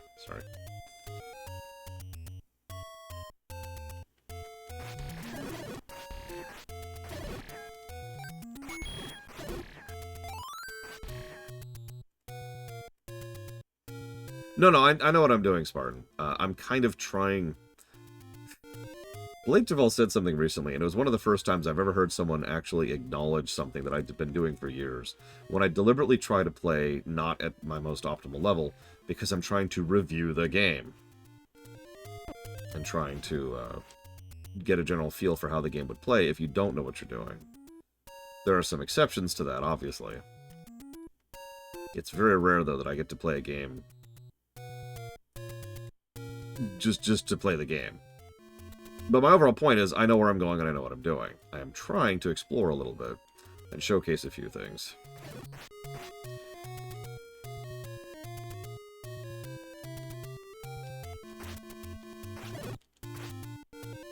Oh yeah, bombs are really, really good tools in this game. I admittedly don't like maze like Overworlds. We'll talk about them when we get to the Oracle games not too long from now. Come on, game. There we go. By the way, do you like how sound effects interrupt the ocean sound? Anyways, yes, it would, with one problem here. I'll show it off later. Oh, hang on. Let me head back. Hang on. Do it, Yura. You know you want to. Stir the pot, Yura. Feed the trolls. Wait, I guess in that case you're the troll. Yeah, one more to the left. My bad, my bad.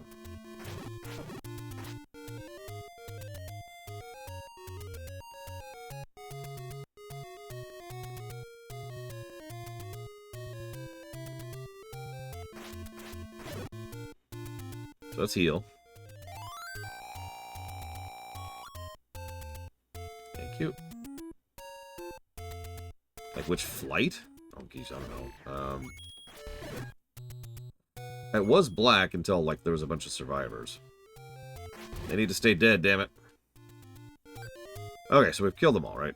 Cool. So let's go up. Let's go down.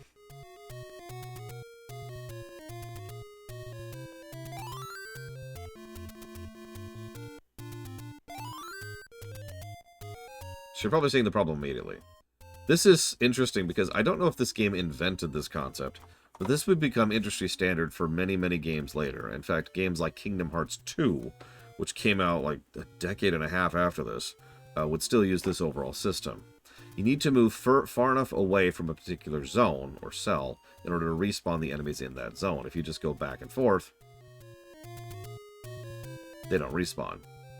Now, what's interesting is I kind of like this and kind of don't for the exact same reason. I like it because it gives you a feeling of progress. You've cleared this spot, you don't have to worry about it. I dislike it because occasionally I just want to farm, which means in games like this, you end up coming up with lines. So rather than just going up and down, you go down a few, and then you go up a few, and then go down a few, and go up a few, right? And there's some efficiencies that can be, inferred from doing specific lines and going to specific areas. You're not going to waste your time, and blah, blah, blah, blah, blah. Notice they still haven't respawned, though. I actually don't remember how far away you have to go in Zelda 1, but you do have to go at least a distance to respawn them. We actually saw that in the first dungeon, too. Anyways, I will tell you what I find the least interesting. I think that's a better question, Mr. Red. Bronze. I'm death sick of Bronze Flight and their stupid time travel shenanigans and the goddamn multiple timelines crap. I'm so sick of it. And I know we're going to get more of it, and I hate it.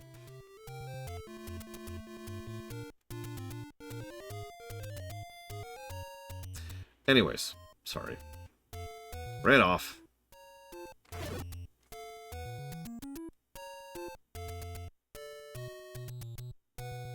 I do like Eternum? Eternum? Oh god, what's her freaking name? I can't think of her name. Eternus, that's her name. Yeah, me too, Melkorblade. I've just stopped having tolerance for it at some point in my life.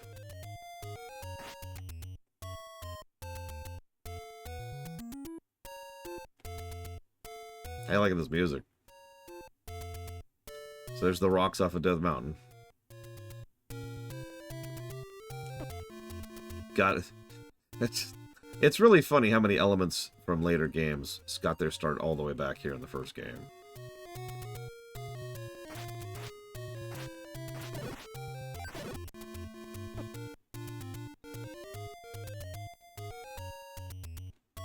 So that's a Lionel, believe it or not.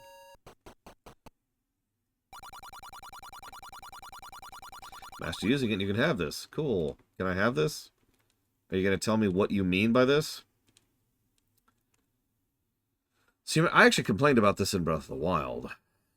Because in Breath of the Wild, the way you get the Master Sword is you have a certain number of hearts. Now, the reason I complained about in Breath of the Wild is it made no sense there. It was an artificial barrier which didn't take into account the rest of the nature of how the game functioned. Here, it makes a lot more sense because the primary source of hearts is not just exploring the world, but completing dungeons. So, do a certain amount of dungeons, get damage upgrade. Die, monster. Yeah, you actually can't do that in this version. Sorry. Anyways.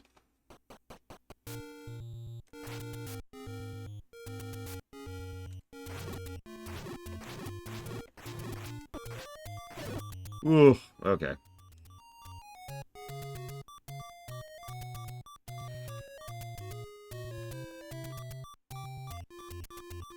Alright, well, we'll just go up here.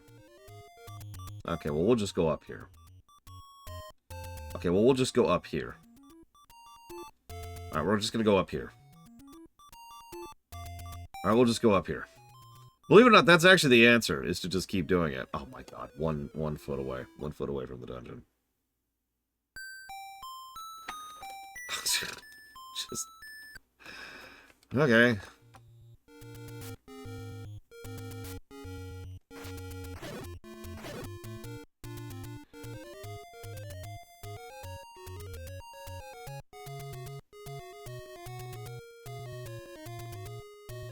Well, it's because we weren't, Blades of All. There's actually 2 spots in the game world where we don't actually move in order to progress. Well, you see, Yura, it's because I hate you. I hate all things good and joyous in the world. Because my name is Jeff Bezos. Hi, I'm Jeff Bezos. I'm actually the devil. Like, just himself.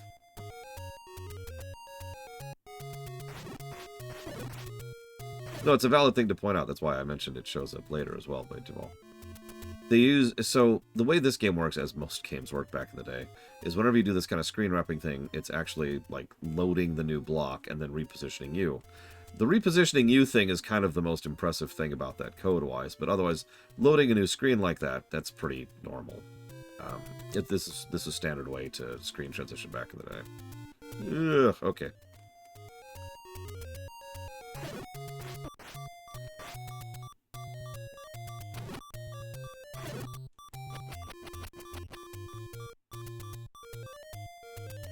Oh, whoops. Wrong room. Hit. Yeah, if you remember, Metroid 1 pretty much used this exact same method. You can aim your boomerang a little bit. I mentioned the diagonal. There's your diagonal. No, Bobby Kotick, he's just an evil, evil man.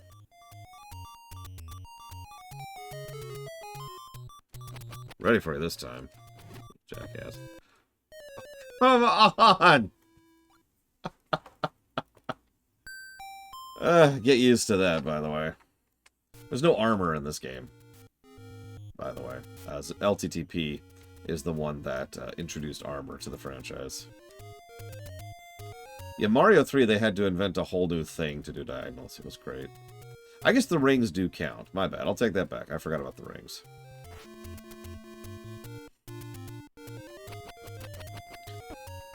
Did you mind? God damn it.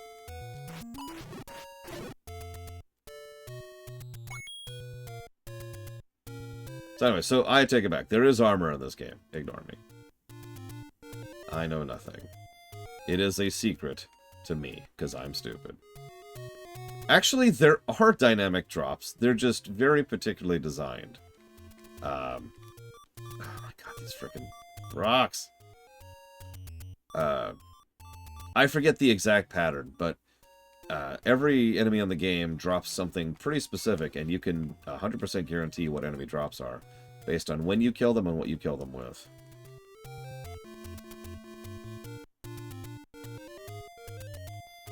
It's how speedrunners maintain their bomb count.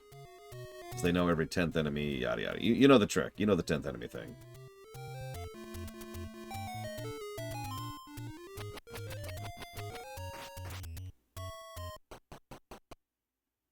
Okay, level 5! It's actually not the level I thought it was. Whoops. Ah, whatever. We got this! We got this. Oh, God! Poe's voice. Oh, God. Obviously, I have to mention this here. So, back in the day, there was a microphone built into the Famicom, and you could use it to yell at these people, and they would die instantly if you used it. And there was even a hint towards that, that they dislike noise. And that hint means nothing to the English players playing this on an NES, because there's no mic on the NES controller, and no microphone functionality. Oh yeah, by the way, dark rooms exist.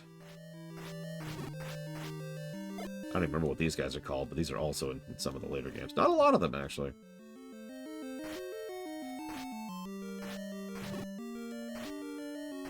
We got this. We got this.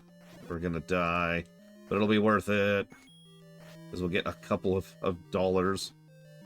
And isn't that just the American dream right there? Die for a couple of dollars. Yes, all keys are universal, so the keys I'm getting here actually can and will help me later on. That's also why you can buy keys. It means there's a 100% way to make sure that you never run out of keys. Whoop! I didn't mean to do that. Let's waste a bomb. Alright, I'll just get this key. Oh no! Yeah, so we don't have the ladder, so we can't actually get that.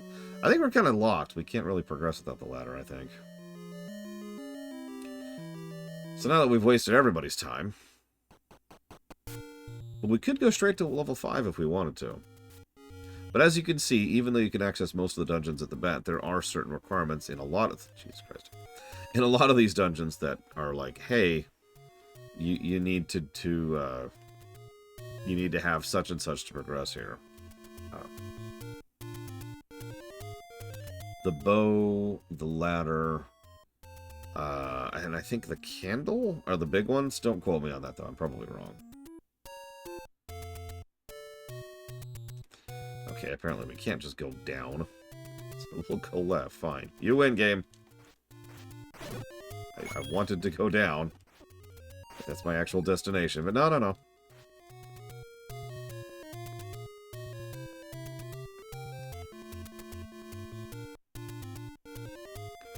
I'll get it all the way back around.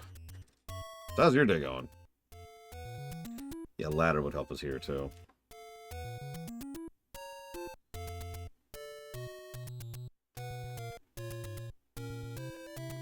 Yeah, there's a lot of go the long way around in this game.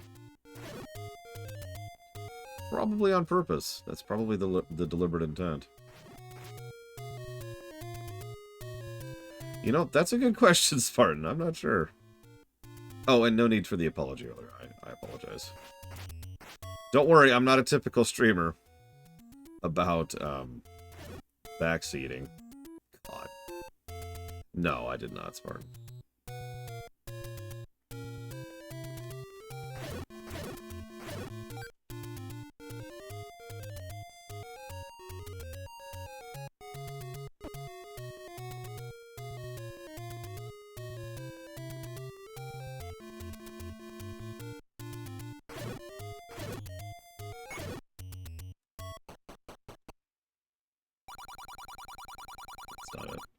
Sorry, you asked that earlier, Random. Well, obviously I won't be able to play it until we stream it. Yes, I am excited for Thousand Year Door. I'm curious what kind of changes they came from it.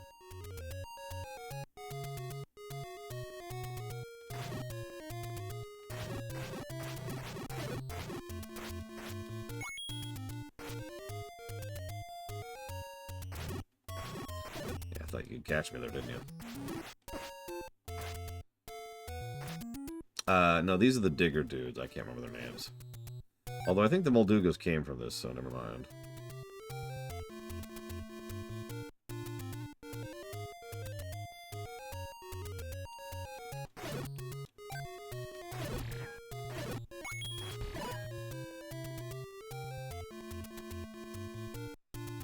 I think this will score better than Metroid 1, yes. I would actually be a little bit surprised if it doesn't. Okay, we've killed the old woman living in a cave. Because we're in the apocalypse, remember. For the longest time, a lot of people thought she was Impa, but I've never seen any evidence to indicate that. And considering Impa was actually invented, like, way after a lot of this stuff was programmed and designed,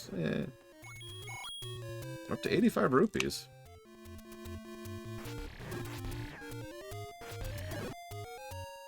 Yeah, Thousand Year Door has been system locked for a really long time. It's nice that it's getting freed. Now we just need that RDR1 PC port. And for Bloodborne to come out on PC with 60 FPS.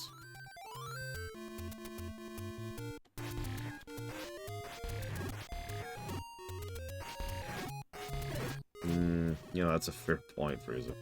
Whoops. Ow. Ow.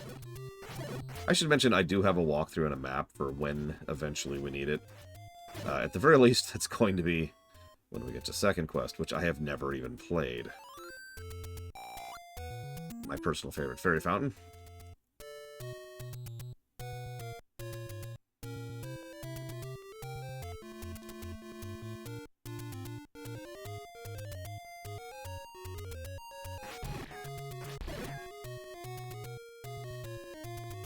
How strange. There's just a lake here. Oh well. That's the idea, Blade Taval. The goal is to get as far as I can without ever having to reference a map. Which is functionally a walkthrough for a game like this. Ugh.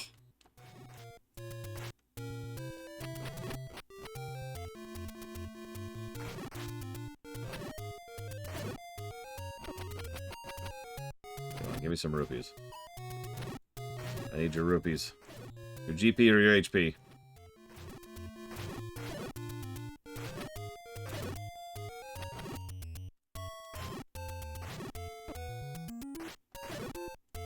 Damn it. Oh yeah, then there's this area. We'll get back to that.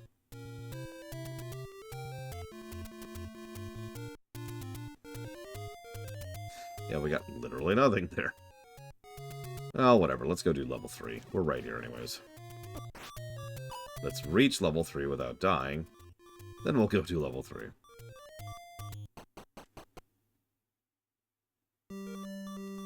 We are walking in with a single... Oh, yeah. You hear anything weird?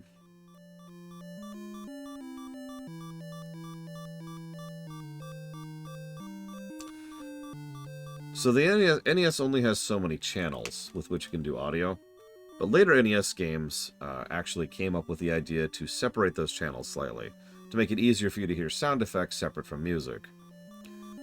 But in earlier NES titles, usually sound effects would interrupt specific channels, thereby making the music off. So in this case, the low health beat leaps are screwing with the music.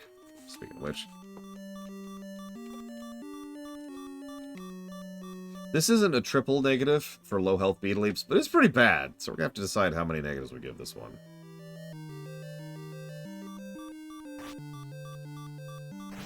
It is obviously at least one.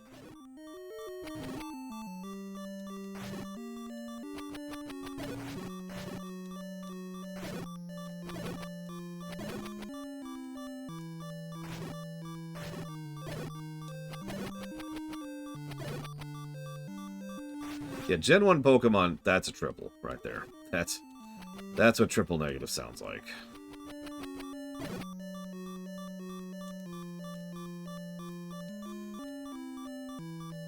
Yeah, it's really funny, Mizuno.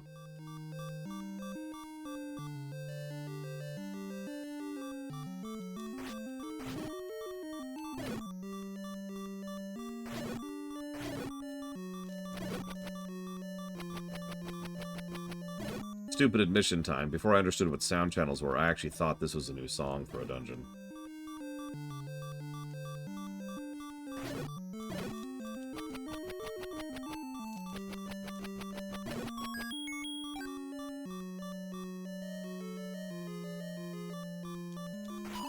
Ah, yes. These lovely fellows. We're gonna leave you alone. And die instantly. Ugh.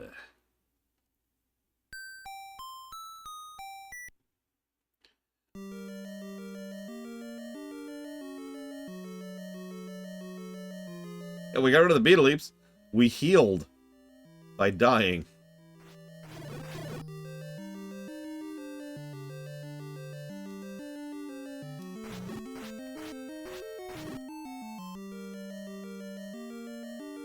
They're not even messing with those guys. They're not ready for Armos? Whatever they're called. Okay, so you are correct. As you always are. Twitch chat. It only shows us where the boss is. I'm gonna test something real quick.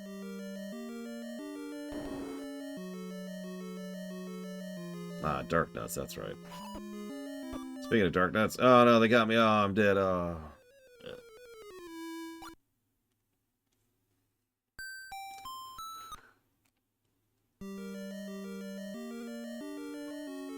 Oh yeah, I don't know what's with the statues in the openings. I have no idea.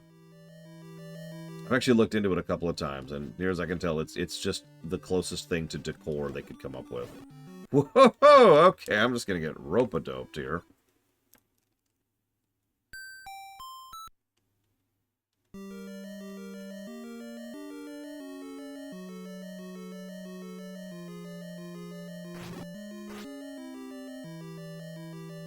Yeah, no, the iframes are very short in this game. I don't even know how short they are off the top of my head. Not as long as Mega Man 1's. What is World of Warcraft? Or FF14. Don't ignore the enemies. But that is what I thought. So, as with Metroid 1, key doors, once opened, stay open forever, even across deaths.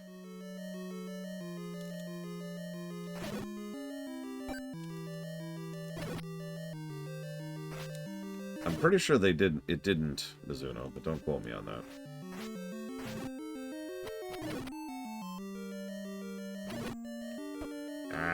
Ah.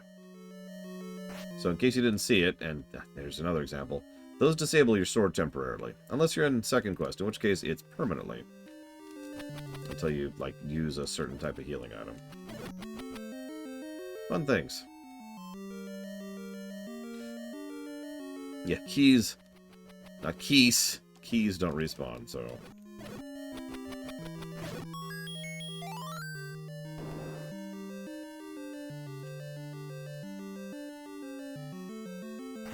What is second quest? Well, if you ever heard of Master Quest, you know what it is. But if you don't, that's okay. We'll help you out. Second quest is the same basic game, but new dungeons, new layout, varied overworld, and much, much more bullcrappy. Imagine a game designed to spit in the player's face and insult them and their mother, and that's second quest. And yeah, it's lost levels. It is. It is straight up lost levels for Zelda. When I say insulting, I mean, well, you know how you break open doors to access secrets in this game? Well, in that game, a huge amount of those doors that you break open to access secrets are actually an old man demanding that you give either some rupees to him, or, if you cannot afford the rupees, you permanently lose one of your heart containers. As in, your max health goes down.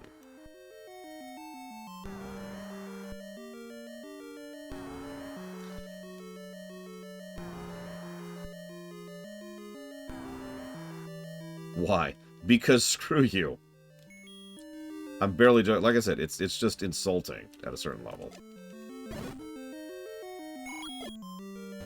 It's mean-spirited. Yeah, it is literally your GP or your HP. How am I not getting behind him? There we go. Nope, nope, okay. That was way too many bombs. Oh yeah, by the way, ignore the swastika on screen. I suppose we can talk about that. So for those of you not aware, Hitler is not a very inventive person. And the Nazi Party did not actually invent the swastika. In fact, the opposite of the swastika, which is what that is up there, is a fairly common thing in a lot of Japanese iconography. I don't think I have the anything for this fight. I have no bombs. Yeah, it's a manji. There was some controversy over that because it's a manji. It's a very, very common Japanese, again, it's iconography. It's like the frickin' cross, right? And the Nazis kind of ruined that. There's actually been a lot of efforts over the years to try and reclaim the swastika from the Nazis, because it really isn't their symbol. They ruined it, you know? Either way, by the time there were concerns lifted, it was entirely too late. Because remember, the way that this... Yeah, they did stores. The way that this game works is every tile of the levels is on the same overall zone. Every dungeon in this game can be seen on one map. Which means there's only really those spaces available for this dungeon to exist. The only way they could actually have gotten rid of it is by completely gutting this dungeon entirely. Probably making it a literal cross and getting rid of the edges. And just make it like, hey... And that would involve completely redoing the dungeon from scratch, which obviously they didn't want to do. So, they didn't. So, there's a manji. Hi, Ross.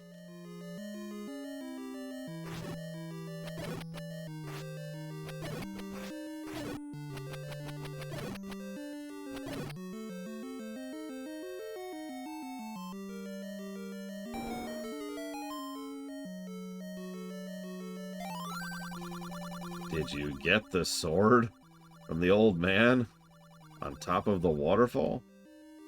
No, I don't have enough hearts yet, dude.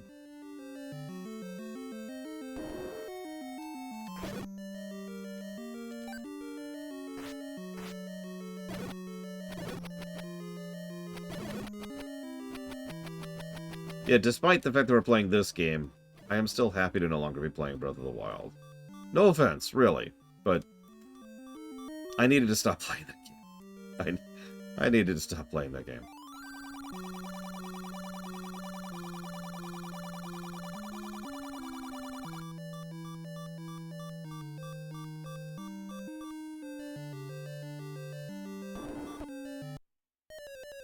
Believe it or not, that was on purpose. Because I'm missing something, and I don't remember where it is. So we're here. Oh, that's up. So it's got to be left.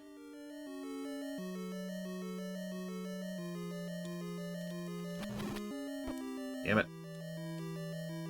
Niggle, niggle. I take back every bad thing I've said about Metroid 1. Odd. The way this game controls.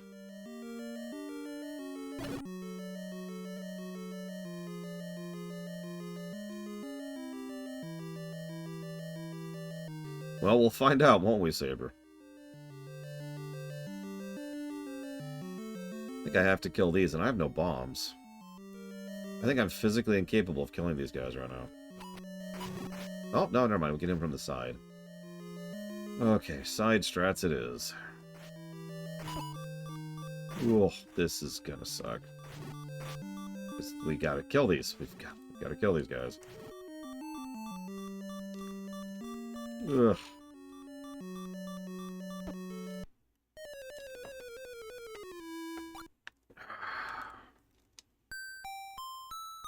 Well, then you are officially insane, Melkor Blade. Oh god, imagine if they added the squiggity back to this game. Or, I don't know, I said back. Imagine if they added the squiggity to this game. God dang it. Ah!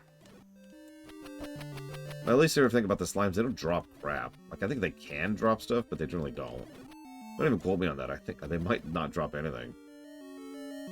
Just a health dex. And the best part is, the dark nuts there, they're not the worst. No, that's the Wizrobes. Wizrobes are awful. You'll notice that they toned down Wizrobes in virtually every other game after this one. Probably because Wizrobes are stupid in this game. Both of them.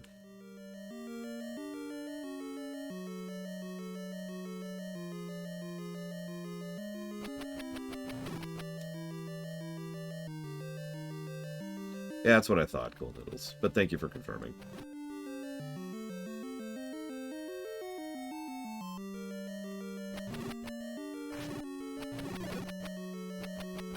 Does anyone remember how many hearts it is to get the first sword upgrade? I feel like it's 6, but it has been a long time. 10 years. Last time I played this, I had a walkthrough.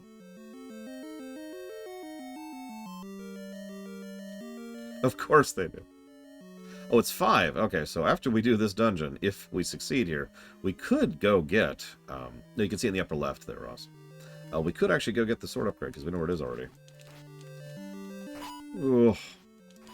Okay, you know one way in which Zelda 1 is, like, objectively superior to Zelda 2? It's one of the very few times you'll hear me say that. The length of your sword. And that's not even a sex joke.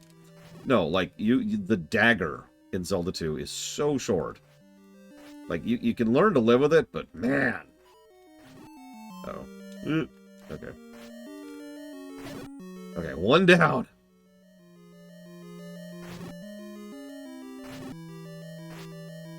Like, Zelda 2 added the up thrust and the down thrust to try and make up for that, but man, it sucks until you get those. Yeah, you could actually have the second sword for this dungeon. It's probably why the guy said, "Did you find the sword up the waterfall?" Ugh.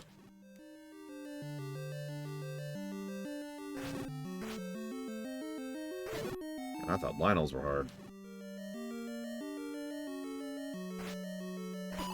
God damn, he baited me. He baited me. You know what?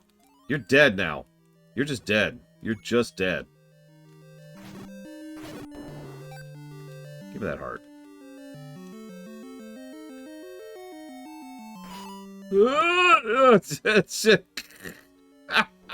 Okay. Okay. Okay, hold on, hold on.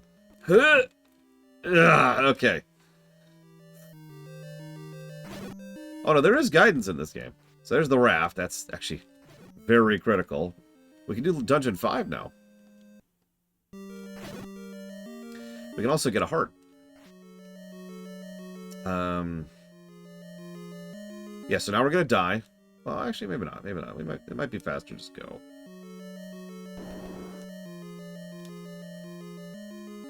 Yeah, it's funny how much this game gets a walkthrough at its negative. As it does. Wait, did I just get the stepladder or the raft? What do I have? What do I have? I have the raft. Damn it! I don't have the stepladder.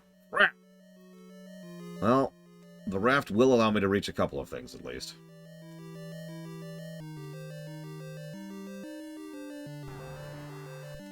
Don't mind me. I don't have any bombs. There's no way I can kill this boss. There's no way. I just... Okay. Okay. There's no way I'm beating this boss. There's absolutely no way. So I'm going to make one attempt, and then we're going to quit immediately. Because you can do that. You can just leave a dungeon and be like, alright, hang on, let me go prep a little bit better. Remember, key doors remain open, so... Oh my god. Yeah, okay. If I'll ask for help if I need help. It's pretty much the rule that I tend to use. Is like, I'll be like, hey guys.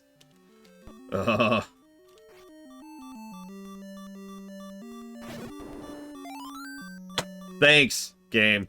Thanks.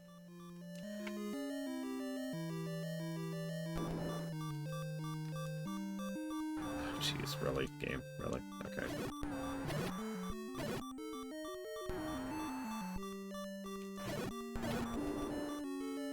Well, we'll make an attempt of it. This is not going to happen, though. There's no way. Yeah! Insta-death! That's okay. That's okay. I figured that would happen. Alright, so we're going to leave, as described. Level 3 is easy to get back to anyways. Since we have access to the raft, we're going to do a couple of things really quick here. First thing we're going to do, though, is I need to check something. Unfortunately, we don't have the ladder, so I can't check the other thing.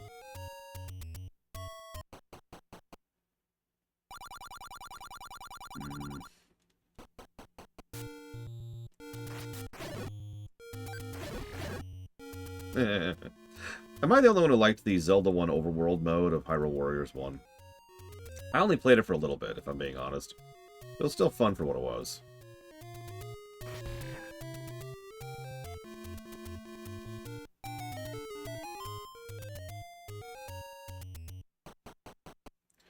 So here's level 4. We're not actually doing level 4, I'm just showing it off really quick. Although, change my mind.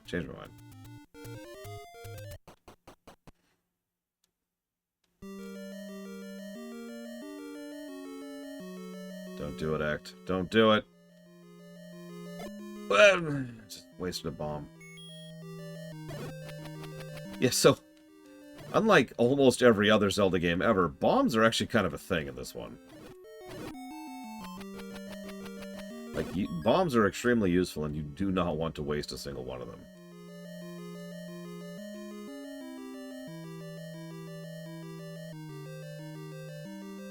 So, then there's these assholes. We don't talk about them. They only show up in, like, a couple of the games. They're in some of the 2D games.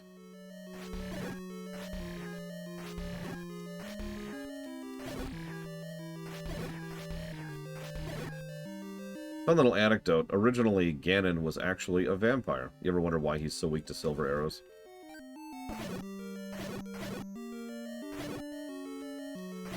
It just kind of ties into the overall motif of the future thing that I mentioned earlier. The vampires keep spreading.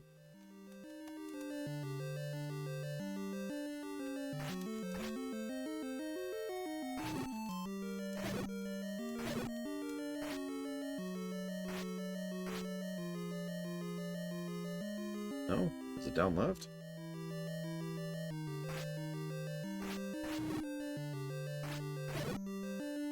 I must be misremembering. Alright, whatever. We'll come back to that. Hey, Nalul.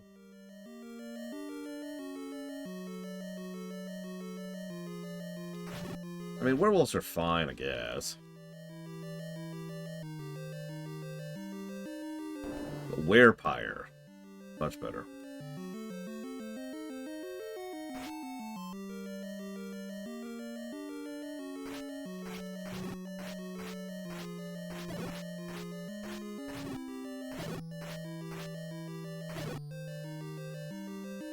Vamp wolves are even better.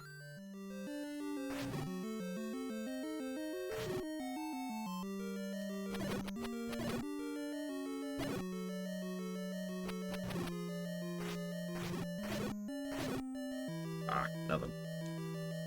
Dracopires, those are terrifying. It's people who like Harry Potter a little bit too much. Sorry, that's a dumb joke. Where's the wall? There it is. No? Yep, there it is. Okay.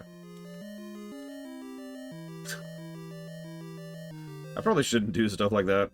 You really are supposed to have the candle at this point. I don't remember if we're supposed to have the ladder at this point.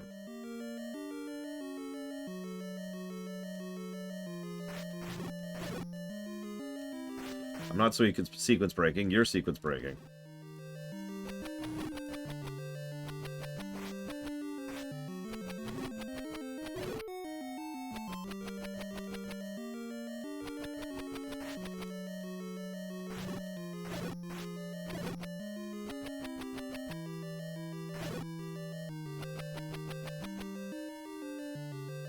This game absolutely has an intended order.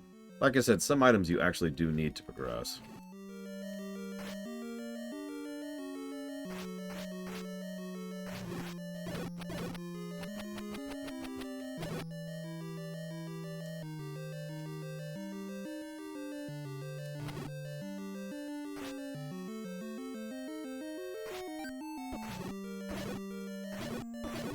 Oh, jeez. Okay.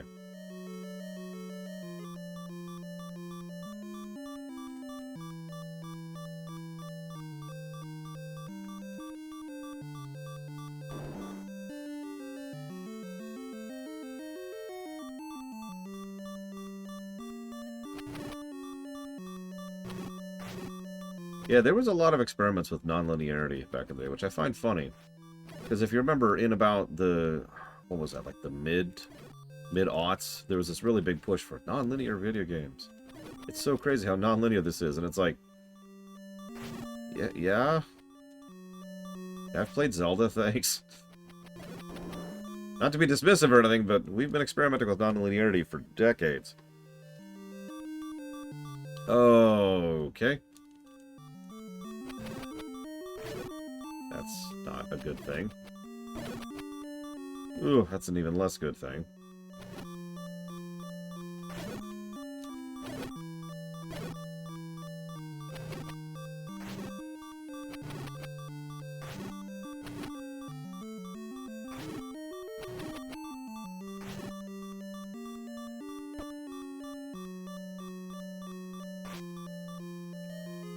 Pause. Switch. Back to game.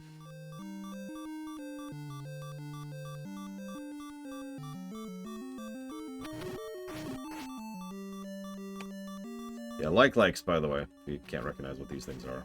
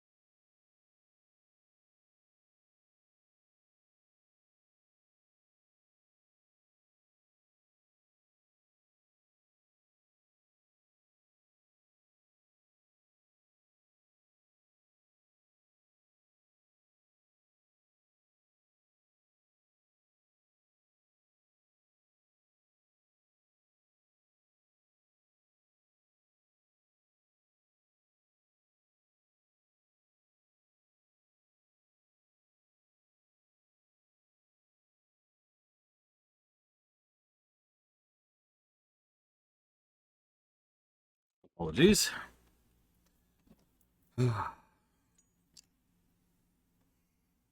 And yes, Chill Penguin. They literally changed the music. Okay.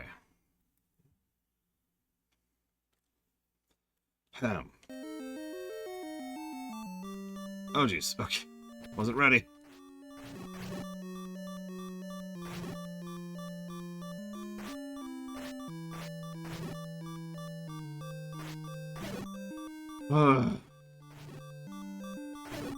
Okay.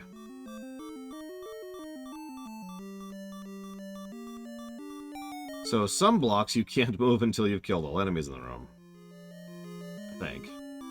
There it is. Okay, I need to really not die here. This would be bad if I died here. Like, really, really bad. Oh, okay. This is the whole reason I braved level 4. To get this stupid ladder.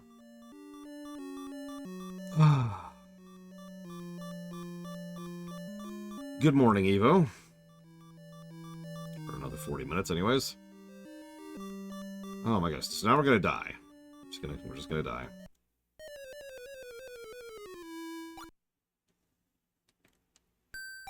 Don't worry, that's actually very deliberate. So now that we have the ladder, get out of here. That's why I changed my mind several times in doing level 4 again.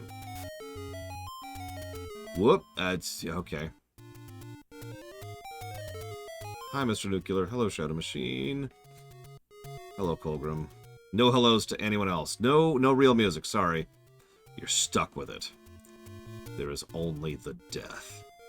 The good news is there's actually a pretty good chance this game won't last super long. Like, we've actually made pretty solid progress already, which is the one way in which this game is objectively superior to Breath of the Wild.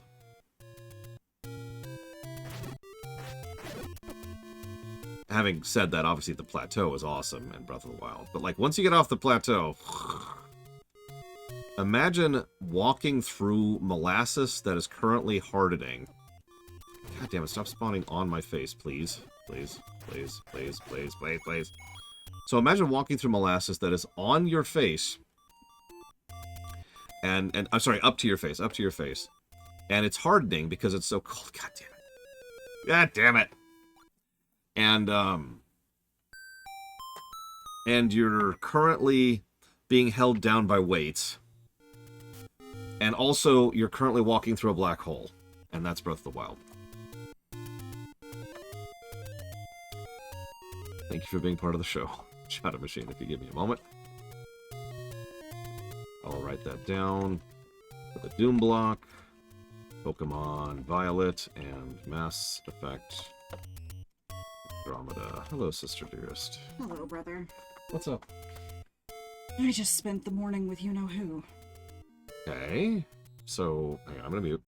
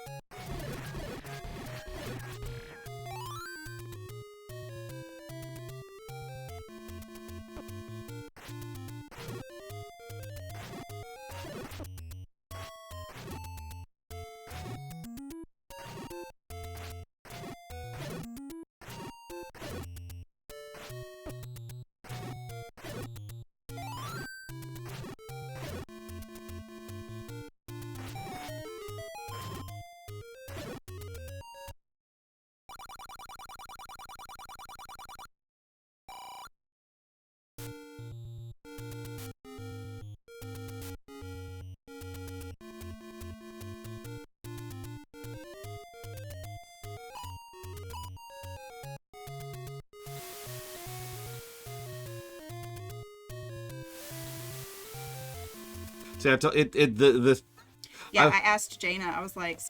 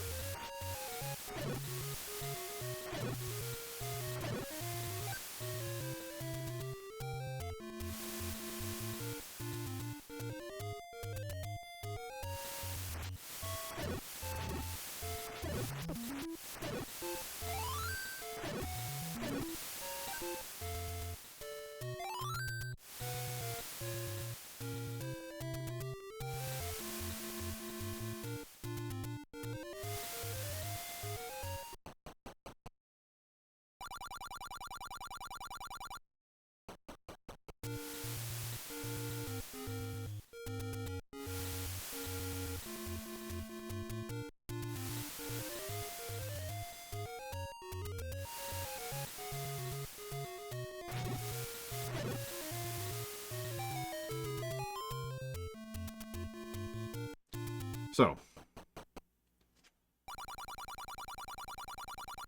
always take the heart for these. Potions are nice, but they're a replenishable resource. There are a finite number of hearts. Always take the hearts.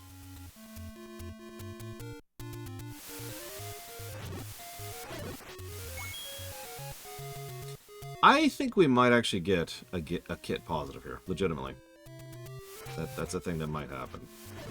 Anyways, sorry, I was in the middle of saying, and then I didn't realize my sister was not done talking yet. I didn't intend to do the "it's a secret for everybody" while we were muted, but it's appropriate if you think about it. Does Zelda 1 Harvest Story? Yes! Entirely in the manual. And the startup screen, which I've already actually read out loud. Still the wrong vendor. Well, I mean, okay, I think I know where the actual vendor I'm looking for is, so that's whatever. Oh, so I want to go this way. Come on, come on. One thing I will say, this game does actually have quite a bit of DNA with Metroid 1. Which is funny, because it's a completely different team working for completely different reasons at a completely different time, but I stand by that statement.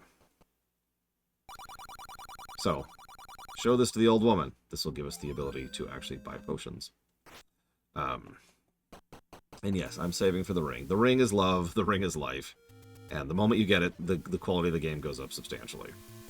What does the manual say? Well, you see, once upon a time, there was an evil person who was evil. He was so evil that he eviled all over his evil. It was very gross. The evil people. And then Ensign Flargisnark showed up and said, "Don't worry, Captain," because he's part Ferengi. "I've got this." $1 act.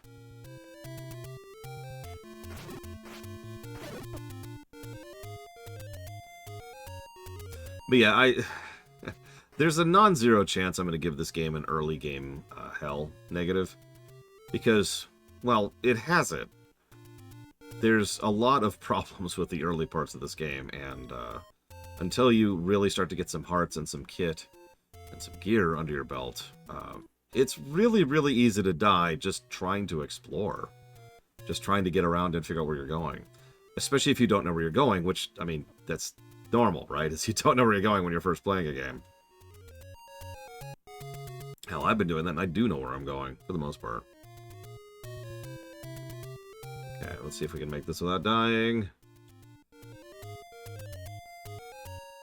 Yeah, that's the real problem up there. That guy. Could you move, sir? Sir?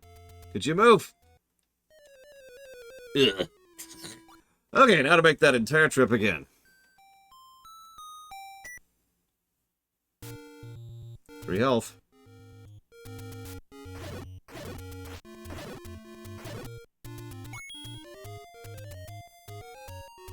Was this game considered long for the time? Oh, absolutely. Like, even back in the day when games were considered longer than, you know, they arguably are. because of, you know, bullcrap. Like, Ninja Gaiden, oh yeah, it's like a multi-day game. No, Ninja Gaiden's like a 30-minute game. But this game was a reasonably long considered game back in the day. And I need to acknowledge Mr. Nuclear's subscription, because I haven't done that yet. Because I get interrupted by my sister.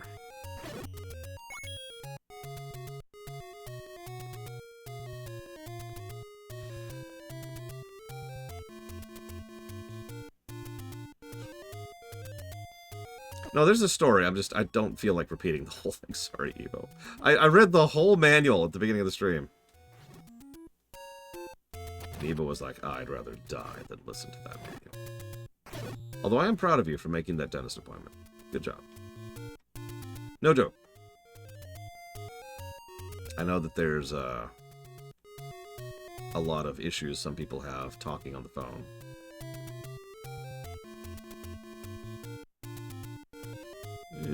Okay.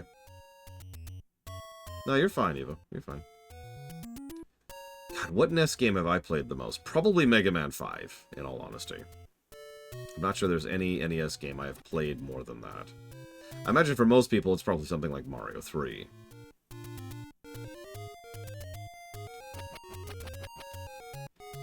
Okay, we're through. We're through! Run!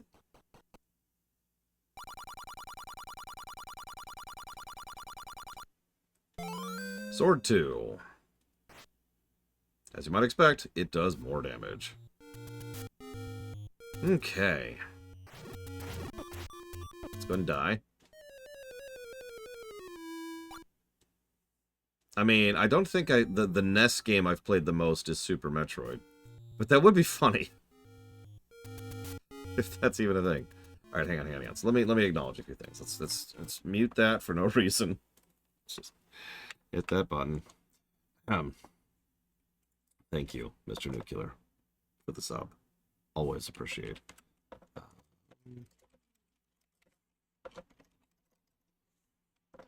It's going towards Darkest Dungeon 2. Pixel Remasters. Sea of Stars. And in honor of your secondary message, I will say that we are now being sponsored by... what's like the worst thing to be sponsored by? Other than BetterHelp. What's like the second worst thing to be sponsored by? Like, what would just be awful to be sponsored by them?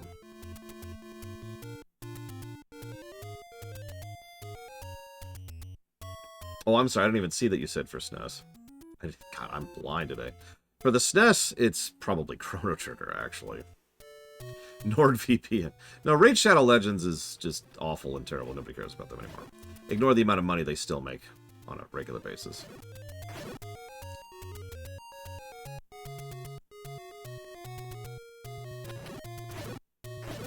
That's where I'm going. Right. I knew I was actually going somewhere specific. Yeah, just some mobage game or another. Squarespace. Oh, jeez. There's a bad one. Let's do... I have not had any of my wisdom teeth removed. And at this point in my life, I never will. Like, I'm 42. I don't need my wisdom teeth removed.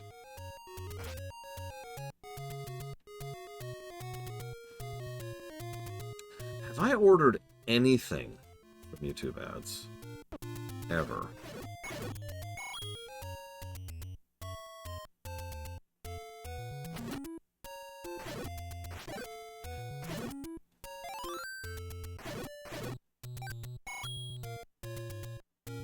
I don't think I have.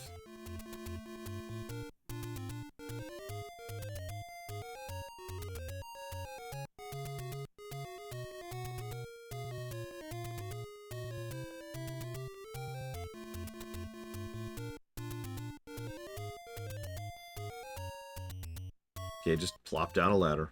Plunk.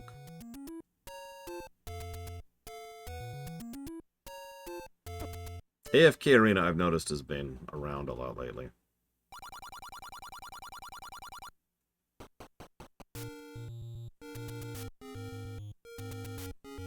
Sponsored by Raycon Earbuds. Yes, so now we're in Tier 3 enemy territory. Definitely above where we should be.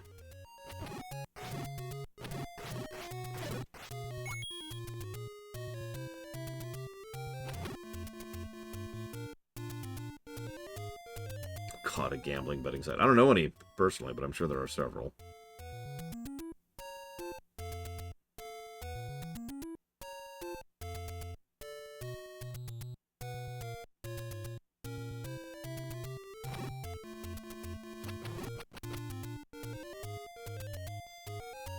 So here's the graveyard. Fun place. Every grave you touch spawns a ghost. Not a Poe, by the way. There's their ghosts. I actually forget what they're called, but there's something other than Poes. Only very, very few games actually have Poes and ghosts in them at the same time.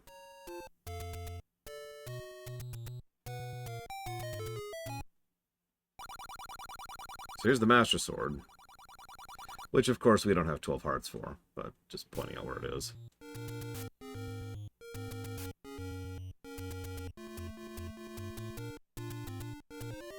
Yeah, there's just line after line of Poes, or Gibbies, or whatever they're... Guineas?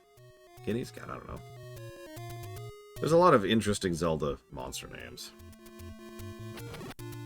Well, it's okay, because that's the magical sword. That's not Fi.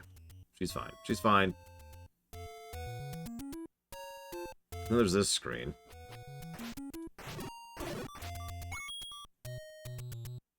Yeah, those were Lionels.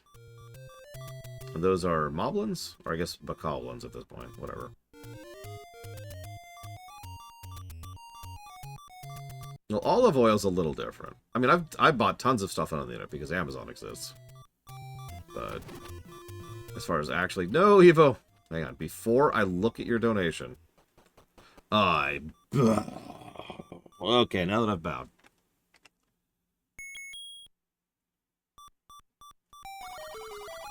So now she sells me medicine, which I'm still not going to do. But in case you're wondering, it's just there now. So that's cool. Yeah, you gotta live somewhere. Remember, this is the apocalypse. Thank you for the sub, Evo. Please stop subbing to me. And then I bow even further. Wait, hang on. I've got an idea. Will you accept a bow from Togepi? Thank you. Thank you very much. I have never done second quest more than like 20 minutes. So this will be my first time. I have no interest in second quest. I have negative interest in second quest. So this should suck. I am not looking forward to this. Wrath of the Righteous. Landscape Torment. Overlord 2. Okay. Pop my... neck really quick there. Maybe.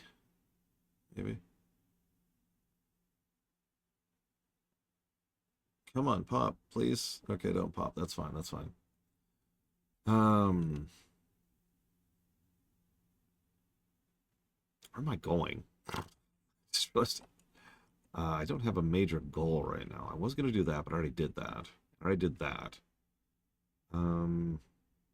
don't have that yet, but I don't need that yet. I don't need that yet either. I guess we'll do that. I actually have a display literally right behind me. This is a display. The only thing I don't like about them is they don't do custom posters, so it's like you're stuck with whatever they have in stock. No, it was pretty long, technically, a Noble Name, because remember, this game started development before Mario Bros. 1 came out. Yep. Let's not die. Let's go visit the fairy. I hear she's got the good stuff. There we go. Oh, man, that's so much better. Oh, yeah, I know. Just Rob TV. Like I said, negative interest. I anticipate that whatever this game scores, that score is going to be torpedoed by the inclusion of Second Quest. That is something I expect to be a thing. Was this game fun when it came out? No, at least not to me. However, it was buco popular. However, I kind of mentioned this earlier, and I kind of want to save talking about this, but if you were paying attention, one thing that they did a lot of back in the day was there was a lot of guidance for this game back in the day. Like, there was the little cheat sheet thing. 150. That's what I wanted. There was guide. What? I didn't mean to do that. There was guidance, and there was the cheat sheets. There was walkthroughs that would be released. There was Nintendo Power, which covered it several times. There was the Nintendo Hotline. There was the manual, which actually contained several aspects of the map and gave you where to go in several places. And what I'm trying to get at here is I think this is a lot better of a game when you have a walkthrough, which is a really, really, really normal thing. In fact, I would say most games are actually better when you have a walkthrough. But we don't have a walkthrough. Or rather, the game doesn't get credit for that. Honestly, ditto. A noble name. Some kid comes up. I'm in Dungeon 3, and I can't seem to figure out how... Oh, and you just know. It's like, oh yeah, no problem. I got you back. Go do this thing. Oh, that's the guy. That's the woman telling me to do that. Yeah, no, NES games were pretty bad about this. A lot of NES games are improved drastically if you know what you're doing in them.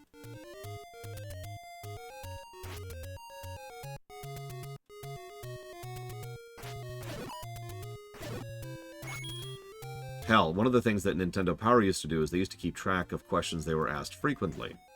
And then a lot of those frequently asked questions would end up in the, what was it, like the questioner's corner or whatever, where they would answer, hey, here's how you do this thing in this game. I haven't decided. I guess we should go ahead and grind. I'm going to look at the map once. This doesn't count. If I can find the map. Where'd I put that thing? Is that the map? No. Is this the map? No. Oh yeah, real quick. Just for historical sake. I keep mentioning interviews and such. Here is a link to one of the interviews in question. It's in French, but you can translate it. And this is actually a relatively recent interview, but it's where he does talk about several things regarding Zelda 1 and some of the info that I've already shared. Okay, so where is this the map? Hey, I found the map. Okay. Where is what I'm looking for? So there's a very specific thing I'm looking for. And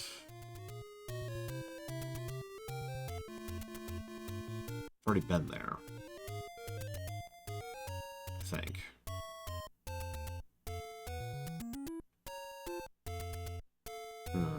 Maybe not?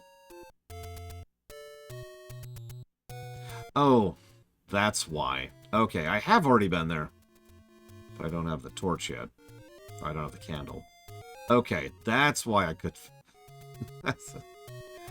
This came out in 1986, Evo.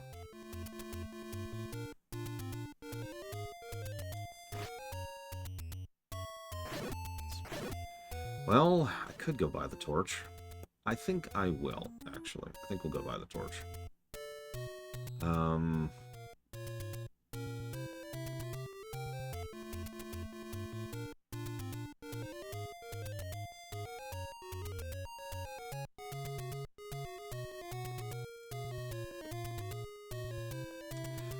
Of course it was right here. I'm gonna stop looking at the map.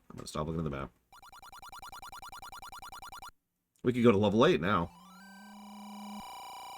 So the torch is a weird thing. I keep calling it the torch, the candle. There we go. It allows you to do the most powerful attack in the entire game. That's a lie. Don't believe me there. I am lying to you. Do not believe a word I said. It allows you to do that. Which, and of course, can light up bright, dark rooms. But can also burn things. Burning things is nice, right? It also does damage, as you can see.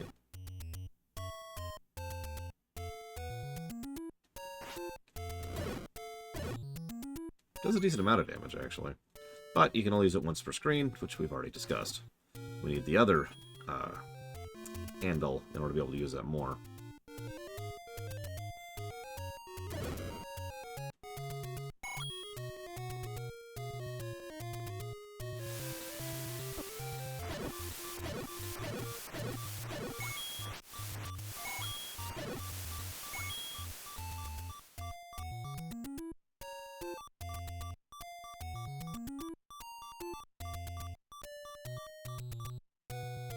Hold on, hold on. Once per visit to a screen. Changing the screen resets it. Okay. Give me some money, please. Thank you.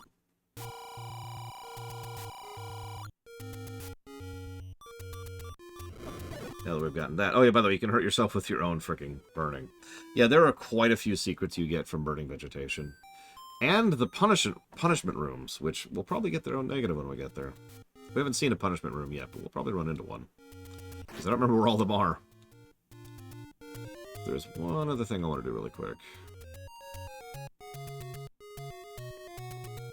Actually, let's not do that. Let's save that. Let's grab that, first of all.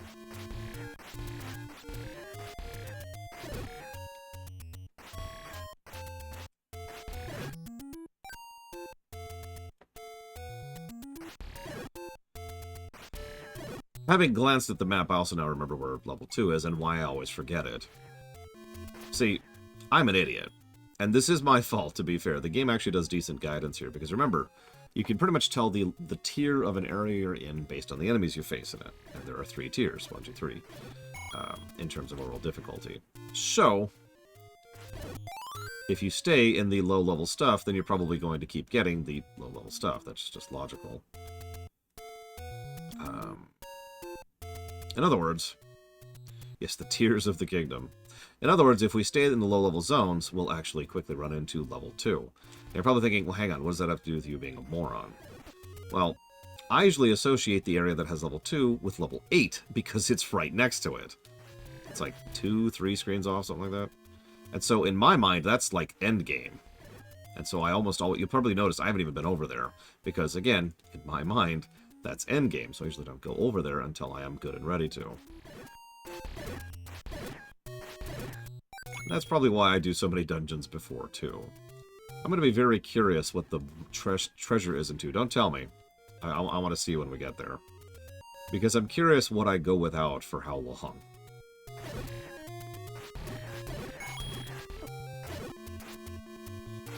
We're farming a little bit here, so good time for questions. Am I having fun? Well, you see, I'm not playing Breath of the Wild, and that's critical. That is a critically important thing. I am no longer playing Breath of the Wild, and that is just a breath of fresh air.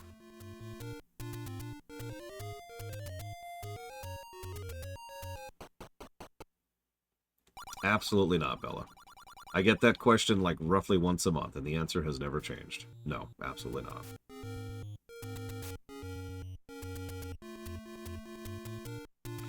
Let me walk that sentence back. I don't think it has changed it in a negative sense. I think it is actually to the benefit of reviewing several games side by side that are similar to each other. What did I not like about Breath of the Wild other than the weapon degradation system? Which, it's worth noting, for those of you who weren't there, got 20 separate negatives. But other than that, what didn't I like about it? God. Okay, so Breath of the Wild does a lot right. And it God dang it, Evo. And it needs to be acknowledged. It got something like 102 gameplay positives, which is huge. But I wrote up the document for all the negatives, which is like 70-something. Because the game does not respect your time at all. And everything just takes way, way too long. Just something basic and simple, oh my god, Evo, as upgrading an item, or turning in a thing, or grabbing your new stamina orb, or whatever, takes entirely too long.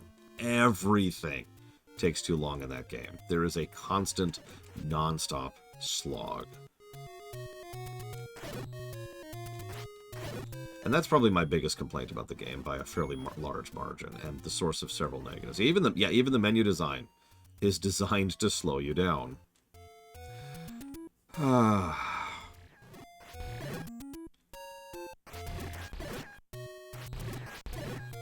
There are other things I don't really care for about it, but that was one of the biggest sources of negatives other than the obvious. Do I think Miyamoto achieved his original intention of getting lost in an adventure with this game? That's a good question. But first I'm going to say thank you. Thank you, Tin-Headed Hydra. Always appreciate your support. Much obliged. And if you want to put that towards up to 3 things, please let me know. Because you said only one thing. And as I've been trying to make people aware of, if you pick less than 3 things, the other things automatically go to dealer's choice. FYI. No, it absolutely deserves the 80 score. 100%. Although it's worth noting that it was scoring closer to like the 30 or 20 range before we hit the outro. It helps that the outro to Breath of the Wild is really, really good. Like, I really enjoyed the last dungeon. I missed? It's here on Crazy Horse. I really enjoyed the last dungeon. I really enjoyed the last boss fight. I really enjoy the spectacle of it. There's a lot of great stuff in the outro. Yeah, no. Yeah, Hyrule Castle is legit. It's an awesome dungeon with an awesome boss fight, with awesome visuals, an awesome song. It's good stuff. Let me write down 10-headed Hydra's thing here. Red Dead Redemption. Yes, we'll be playing the PC version. Ah. Okay. Knee. As anybody over 30 can tell you. Knees. So one thing I do think, and this is one of those damning with faint praise kind of situations, I do think the game conveys the concept of being out and about better than a lot of other games do. The brickwork is not good in this game. I don't want to say it is. But I've never at any point in time felt like I was just in the void or anything like that, like you can on earlier games. As much as I bash some of these older NES games, please remember, it goes down from here. Some of the truly early NES games have no brickwork, an actual absence of brickwork. And that's frustrating as hell every time I see that.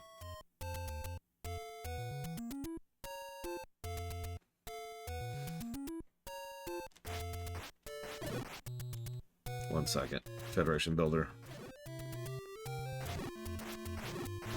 I will also say, I don't know, this might be just me, but I think the game could be worse in terms of visual navigation. There are a couple of distinct tile sets and distinct palette usages, which is really, really, really threadbare, but it is there, and it does indicate what part of the map you're in. And that's in addition to the actual map in the upper left. We've got dark brown down here. If we go right, we'll get to the green area, the foresty kind of a spot. If we go up right, we'll have rocky. If we go up left, we'll have like the gray rocky, craggy area. Yeah, we've got the green rocks kind of in the middle here. You get the idea. I'm not even 100% sure if it's positive worthy, but the reason I'm bringing it up is I don't think this is negative worthy, which otherwise it could be. In a game like this, where navigation is so critical, having that level of visual distinction, having that level of visual navigation, excuse me, is very, very helpful. Blue, blue. Almost there, almost there. That's also true. The game is a true grid, unlike, say, Metroid 1. And it does one other thing a little bit better than Metroid 1, in the sense that it doesn't have the columns. Now, there's only like 3 columns in Metroid 1, but they're very memorable, at least to me. Maybe because I just played the game. But also because those freaking columns take so long to navigate and are so frustrating to navigate, especially because of how samey they look. And it kind of gets easy to lose where you're at in the column, since each section of it kind of looks like every other section of it. Once you get into the rest of the level design, it smooths out substantially, and it's like, okay, now I can tell where I'm going and what I'm doing.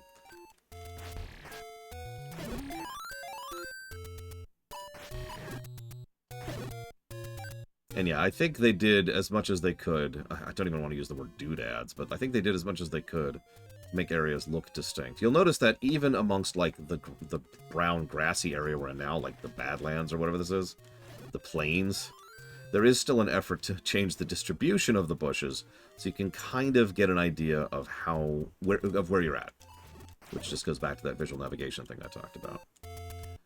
You got it, Act. Give me 1 second, because I actually have a little reservoir thing when it comes to tracking donations. Unfortunately, we're capped on bombs. I've just noticed that.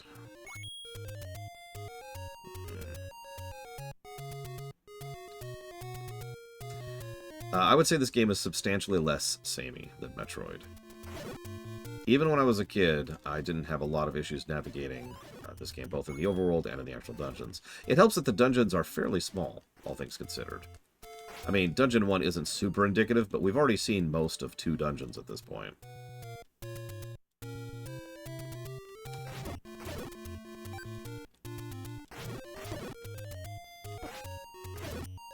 You know, there's probably better farming spots than the Moblins, but whatever. Thanks, game.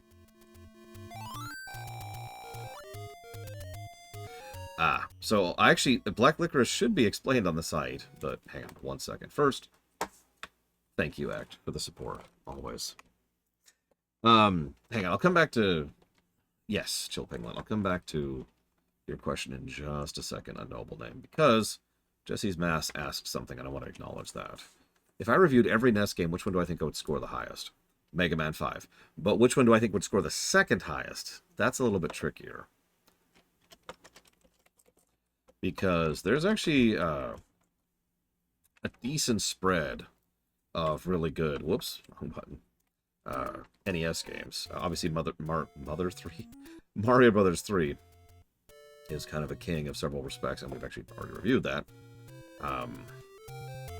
And we've got Final Fantasy 3, which on the NES is surprisingly good, although we have no plans to review that anytime soon. Ninja Gaiden 2, which we will be reviewing. Mike Tyson's Punch-Out, Castlevania 3. I'm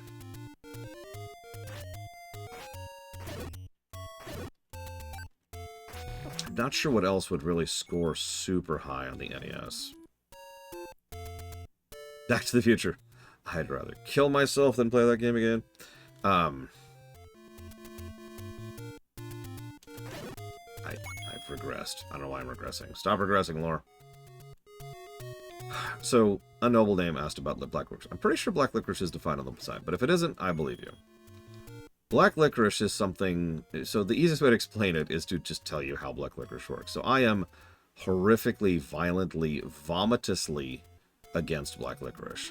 Just the smell of it actually triggers my gag reflex in a non-choking, very literal sort of way. Obviously, a lot of people love Black Licorice, and that's a real thing, which I acknowledge intellectually. But, like, mentally and emotionally, I just cannot actually process the fact that people enjoy Black Licorice. That's so difficult for me to mentally comprehend. That there's this thing that somehow you like, even though it quite literally causes me to vomit. Because it's that bad to me. That's the Black Licorice concept. Franbo is Black Licorice. By intent and design, we should never actually review a Black Licorice game. That one kind of slid under the radar, accidentally. That's my fault. No one else's.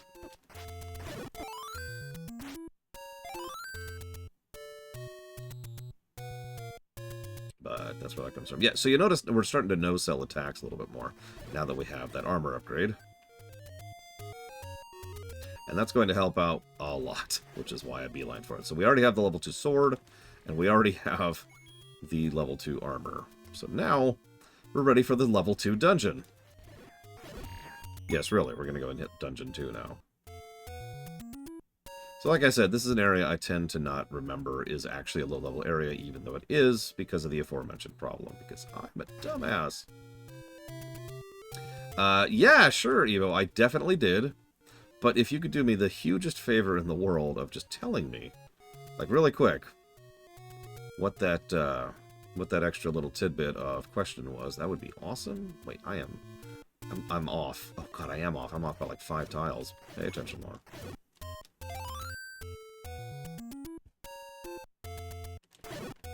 I will admit I tend to not look at the map at all. I just have a bit of a mental map, and I was extremely wrong in where I was. The lake should have given it away.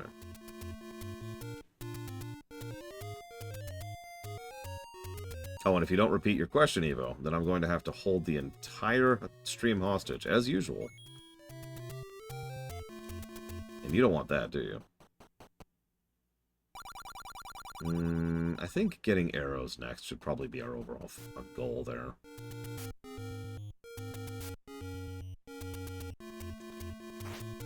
Whoops. Nope, wrong way, wrong way. Although I'll take the rupees.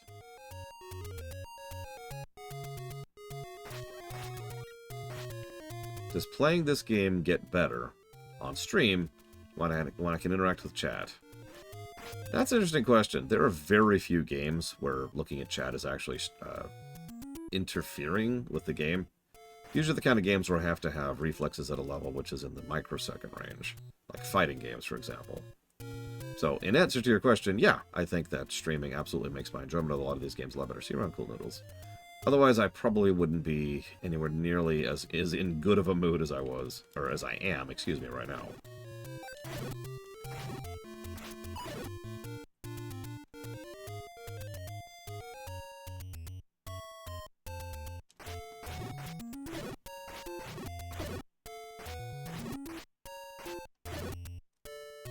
Yeah, imagine Secret of the Stars by myself, because that just... yeah. Okay.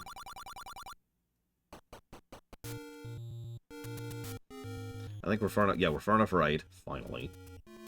Don't mind me.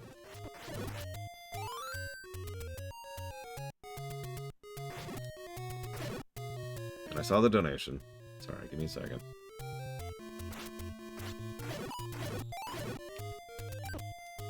Come back, fairy. Thank you.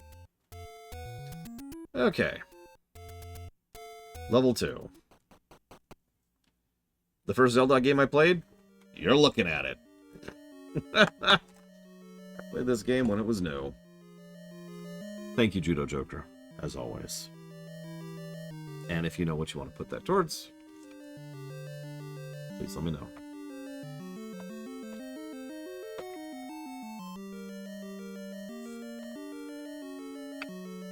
What about you all? What was your first Zelda game?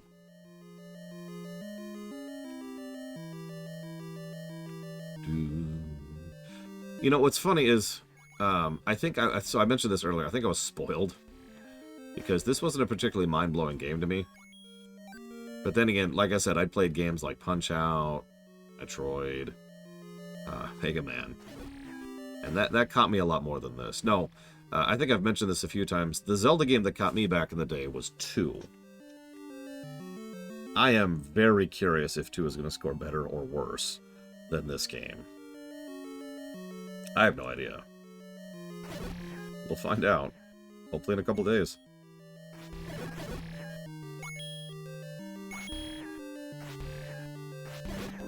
See, if you're wondering, if those of you not particularly familiar with the Zelda 1 and Zelda 2 problem, both games kind of suck in different ways and for very different reasons. This game sucks because it was a prototype, because it was people trying something new and really stretching the boundaries of what a video game could be. 2 sucks because they decided to try something extremely experimental and didn't properly QA or playtest the game. And trust me, it shows.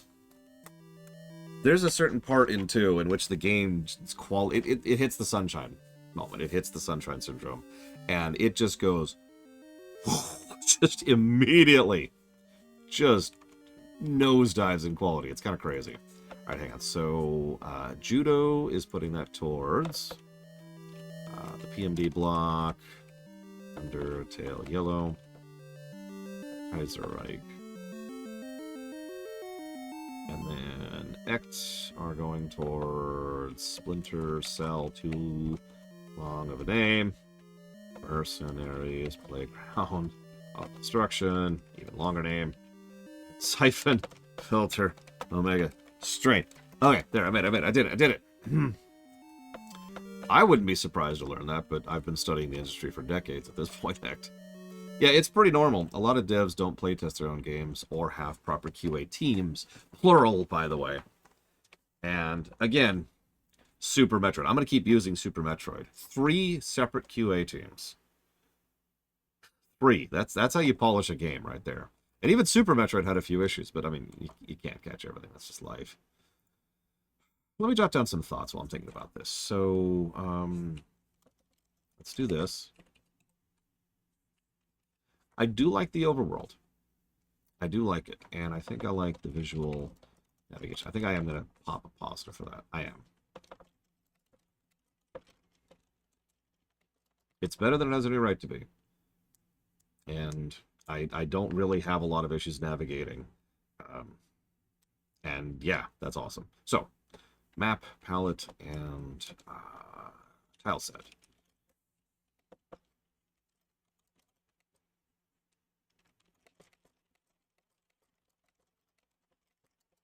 I'll also put down guidance, believe it or not. Probably just one guidance positive. And kit, I'm going to put down some question marks.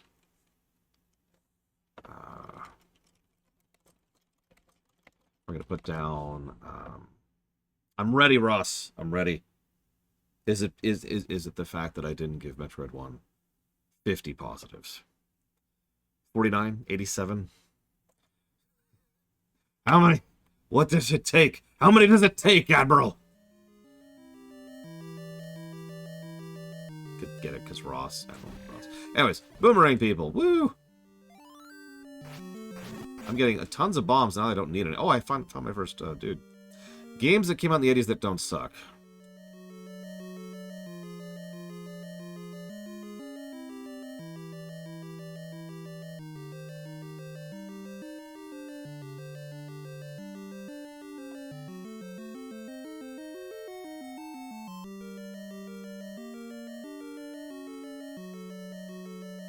I don't know. Mega Man 2 has some issues.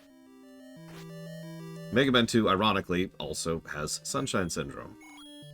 Thanks to a recent playthrough by a friend of mine, I can actually point to the exact moment at which Mega Man 2 becomes bullcrap.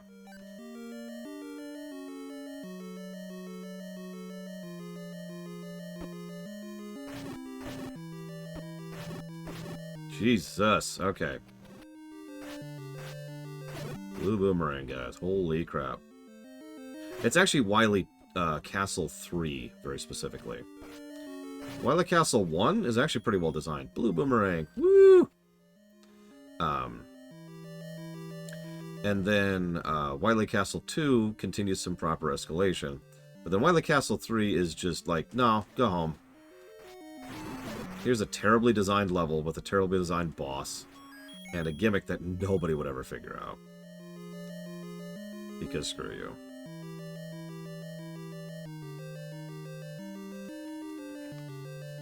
I suppose I'm being overly harsh. When I think of the word suck, I think of games that, you know, I can recommend without an asterisk, which is a little bit differently, admittedly. So, let's rephrase that.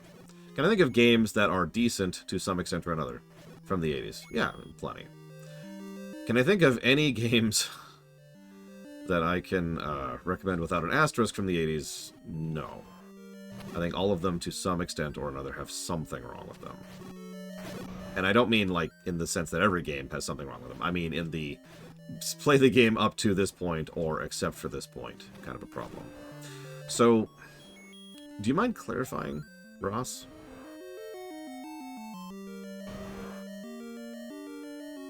We need to do level 2 again, consequently. Ah, Dodongo. I hope you have bombs for Dodongo. It is the only way to damage it. Ugh, okay. I don't like fighting Dodongos. Oh, you son of a...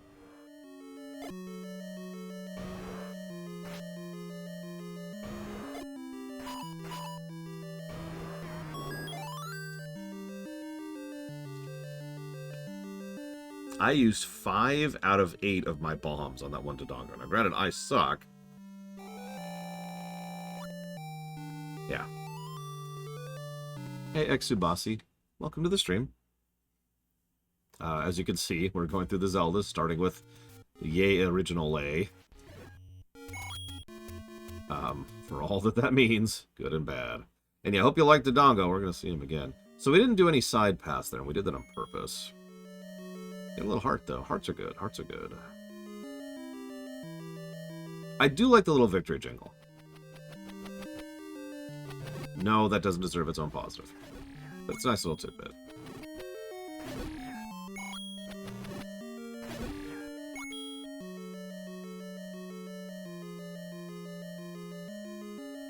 So we're going to go right now. We got 6 keys banked here. So let's get the compass that actually has no purpose whatsoever in existing now that we've already killed the boss.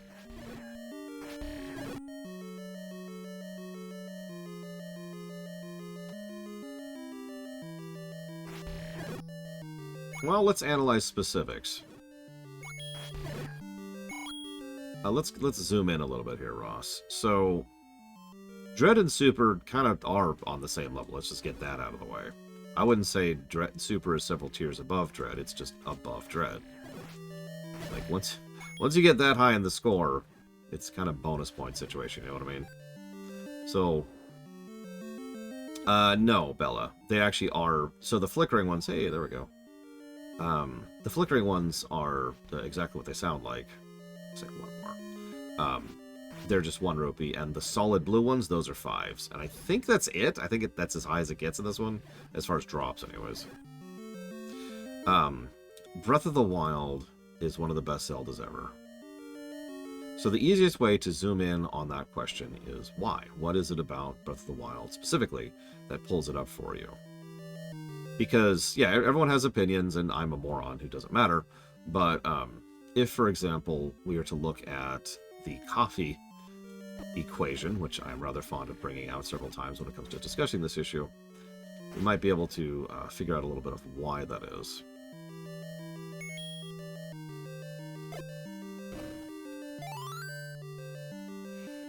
I mean, not really, Bladecheval. A lot of the issues with Dread are issues I showed off on camera. I mean, it really does show that that game was not as finished as it probably should have been. Dodongo dislikes smoke. Thanks, buddy. Thanks, appreciate you. Hang on a sec.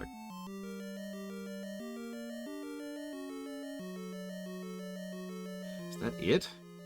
Hang on one second. I'm actually going to glance at a map for this really quick. Just hang on, I just want to verify something.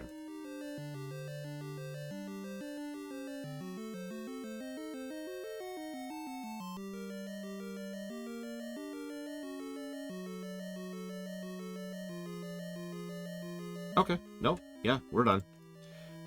Just making sure. I thought I missed something, but apparently not. Okay, we're done. We can leave. We're not going to use that key door. We're going to save the key.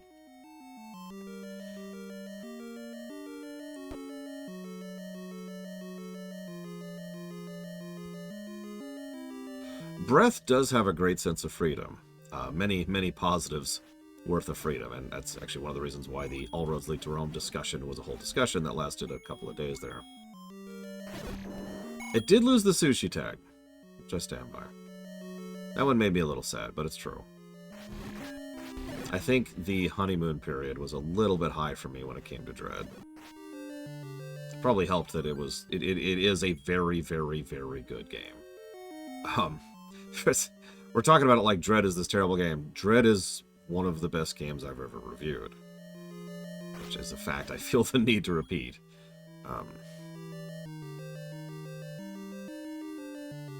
Hey, Anarchomaxist. So what do I use for the DS? I use Melon DS nowadays because I started having more and more issues with Desemnu, so no will be my answer to your request there. Sorry. Yeah, Melon just is so much smoother for me and has so fewer issues, especially audio glitches, which I was having tons of. However, I will try out the HD thing, absolutely. Aw, see you around, Evo, even though you probably can't hear me. And she's gone.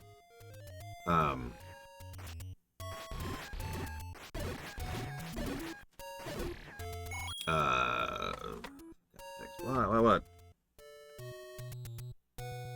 What?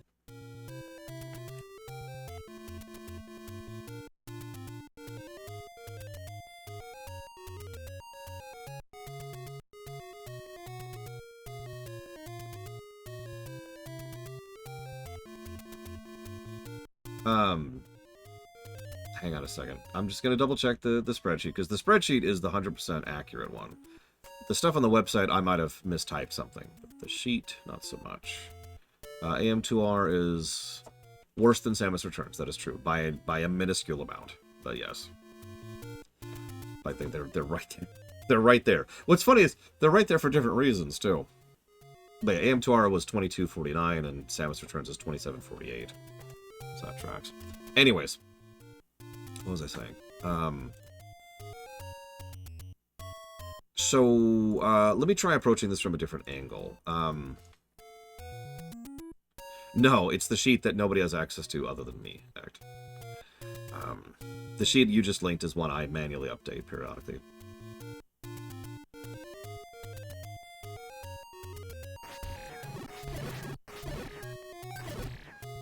I think I'm trying to think of how to phrase this, Ross, in a way that, because I absolutely do not mean any insult here, but I think there's something I've noticed a lot is negatives tend to be the kind of things people don't notice in game design unless it particularly bothers them. Let me use an example of that. The durability problem in Breath of the Wild. The durability problem is pretty much the only thing people have been asking me about Breath of the Wild, and yet there were about 40 negatives I gave that were not related to the durability problem, and which I stand behind, it's worth noting. But all of those were other negatives, negatives that don't bother people, and so as a direct consequence, they don't get the same kind of weight. I've noticed this in many games and many times that people will focus on the positives of a game and just completely ignore the negatives, unless those negatives have actually caused you some kind of personal grievance or irritation. Does that make sense? There's nothing wrong with that. That's just something I've observed over many, many years of doing this. And yeah, the durability problem is really, really blatant. It's sort of hard to avoid in that game. By contrast, a lot of the other things are either more situational or require you to have done or interacted with certain parts of the game. It does help that the DLC was actually pretty legit, too. Sorry to defend myself a little bit more here. But the DLC was a near universal thing. I think I gave like a grand total of 1 negative for the entire DLC. Good stuff. It shows that they had become more familiar with the engine and knew what they were doing a little bit more and were more confident, which makes me excited for Tears.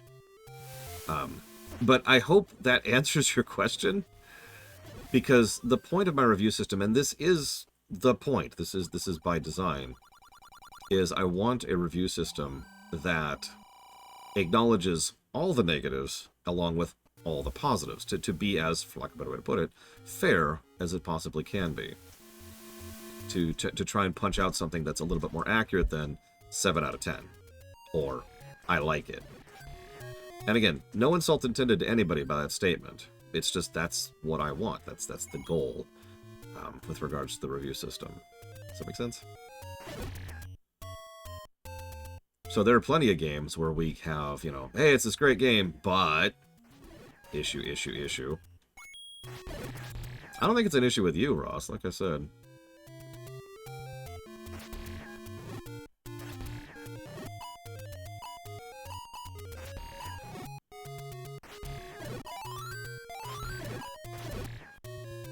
Okay. That should be good for now.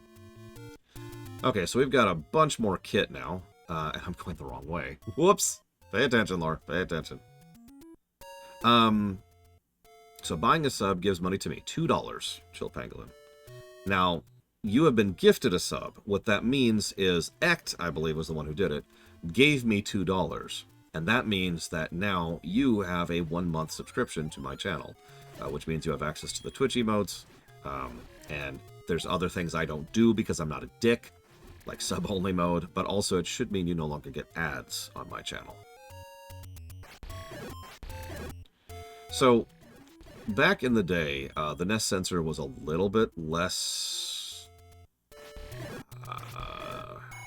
good at their job, is how I want to phrase that, as weird as that sounds.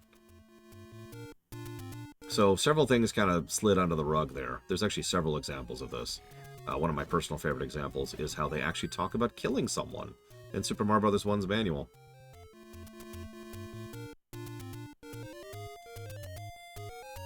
And yeah, no, exactly. Like, again, it gets back to the idea of the goal of what a review's purpose is. Because as with most things in life, what the point of a review is changes what the review itself can be. I'm going the wrong way. Damn it. Wait, why is Vivi stabbing the save point, Chilbangalin? No! Him. I'm idle moding a little bit, Savicom. Probably because I don't really have a clear goal next, which I should, because I know exactly where I'm going next. So let's go ahead and get to Dungeon 4. Let's knock that out.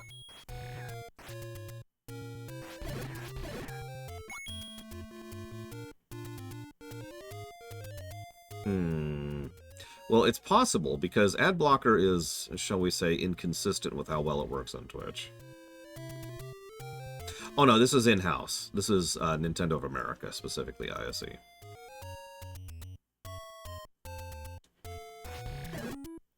Well, at the moment, Anarchomaxist, there's a document you can pull up to get that summary. Hey, Giga, how's your parrot treating you? I can't wait to have you voice act for me. And by that I mean have your parrot voice act for me. Everyone feels that way, Ross, and honestly, please don't. I donate for... well, donate. I allocate towards games that I don't enjoy. There's a value in covering all sorts of kinds of games. And there's a reason I bothered to be so thorough with Breath of the Wild, at least in part because it's Breath of the Wild. It's kind of an iconic game, an iconic franchise that a lot of people wanted to see fully covered. And Breath of Fire 3 was a good game until it wasn't.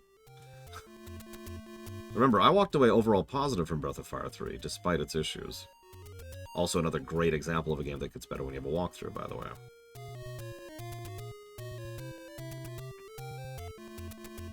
I've often felt that a lot of the game designers wanted to put story in the games, and there was a lot of pushback against that. Did I already do that? I don't remember. Let's go check really quick.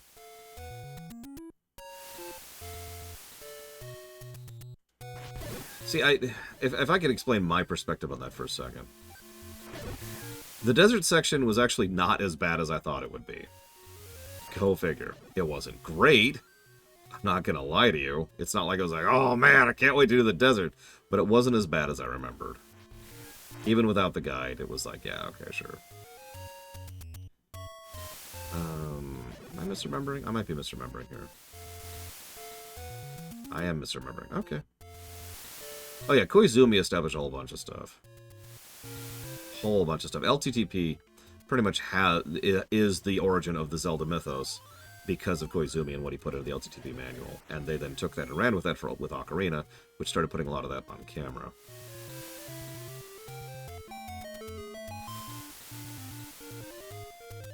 No, that's there. That's not where I want to be. Okay, hang on. I am actually slightly lost for the first time. Slightly. I mean, Firewatch was a solid game, which I remember positively. It's just... there's only so much I can do with a game with so little meat on its bones.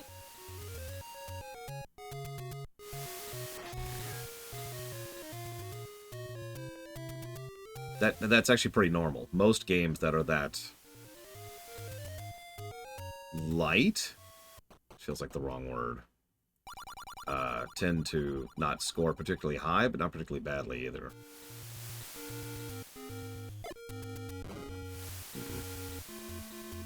Threadbare. That's a better word. Like, what's there is good, there's just not much of what's there.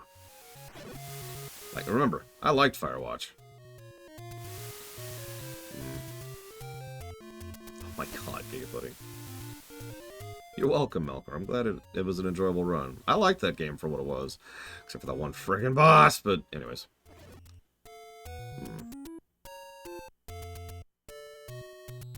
I don't remember what this cave is. Okay. Typical vendor. Normal vendor. Not what I want. I barely remember Gone Home. I mostly remember Gone Home because the biggest argument that we kept having was whether or not it had gameplay, and I kept arguing that it did, and people were like, no, it doesn't. I'm like, no, but it does. It has gameplay. What do you want about? Oh, yeah, absolutely, Ross. The biggest complaint I had about Firewatch's ending is that it just stopped so suddenly.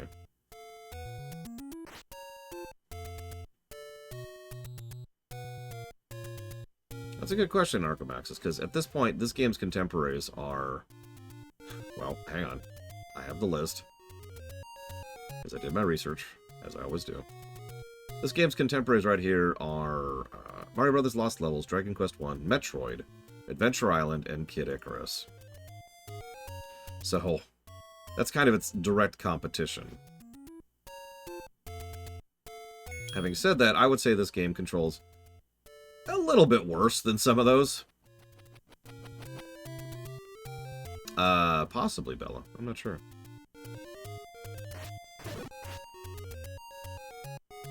I have never beaten Adventure Island. And so I sort of hated it as a child. It's a very, very bullcrap game. Yeah, it wasn't this screen. Yeah, Kid Icarus is probably not going to score very well. It must be this one, then. Like, if you think Metroid 1 is a bad game, you have seen nothing.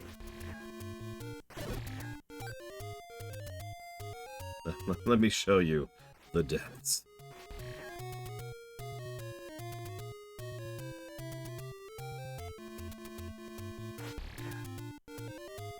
I do like the music in Adventure Island. I agree with that. That's another very, very common thing. People will like a game more because it has a good soundtrack. No judgment. Really. It's just, it's funny to me how many times people will walk away from a game saying, oh, you know, this game is totally fine. Because it has a good soundtrack. Not because it's a good game or because it has a good story. Like, a game having a good story and you enjoying it for the story, sure. That's fine. I can understand that. I appreciate that. Music? I have played Ice Climbers back in the day. Obviously not recently, but...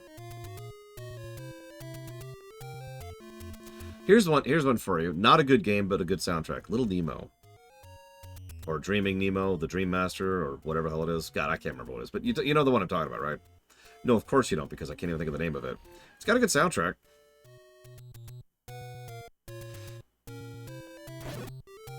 End statement.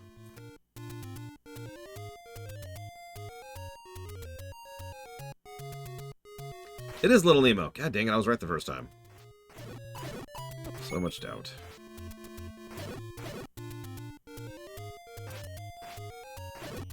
I mean, speaking of someone who's been listening to video game music since Mega Man 2 came out, yeah, I'm with you on video game music being a big deal. But... It's no. There's so much else of a game to them. Did we already finish this level? We did not. Okay, cool. Right! Because we didn't have bombs last time we did this.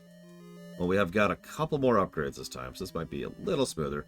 Because now we can kill these guys. And they have good drops, too. Yeah, give me that money. Give me that paper.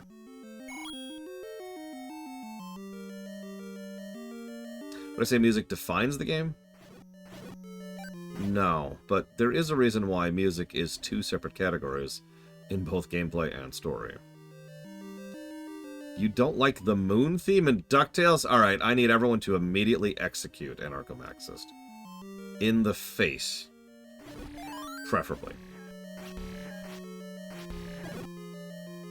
Although I did like Chippendale's Rescue Rangers music quite a bit, too. I mean, honestly, a lot of the Capcom games just had banger soundtracks. I know what you want from me.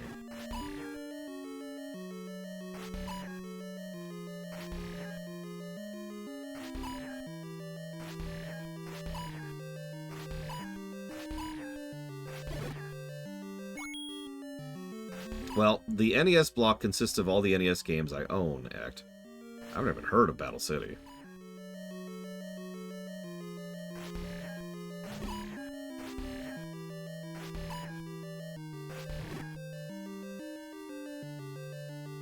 They made a new Chip and Dale movie? Either way, I have not seen it, personally.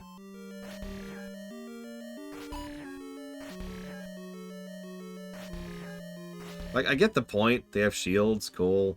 But, like, could you make them... Oh, of course, now they drop a thing. Could you make them slightly less irritating?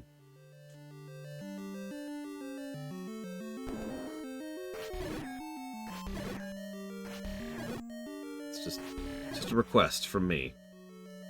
Dear Miyamoto, you suck. Story is awesome. Okay, wish me luck. I have the wrong weapon equipped.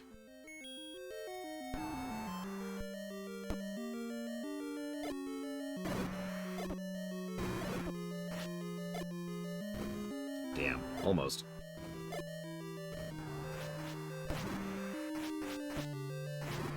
Ugh, hate that fight. All right.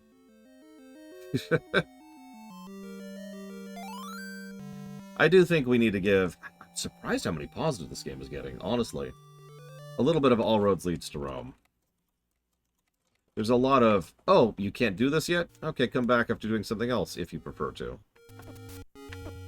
Oh, what? I'm getting killed by something. What am I getting killed by? I was all tabbed! I was all tabbed.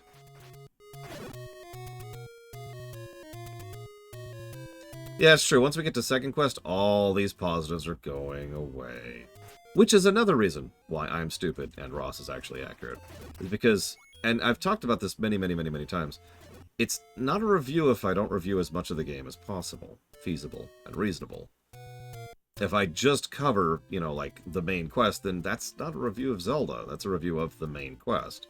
If I was to review FF14 and completely skip all the side quests, then that's not a review of FF14, that's a review of the MSQ, and so forth and so on.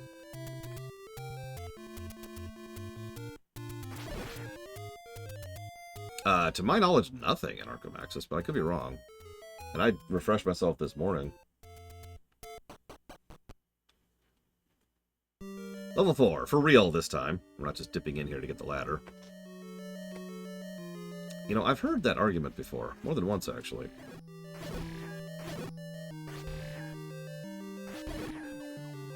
I mean, Lord knows it was kind of designed as one.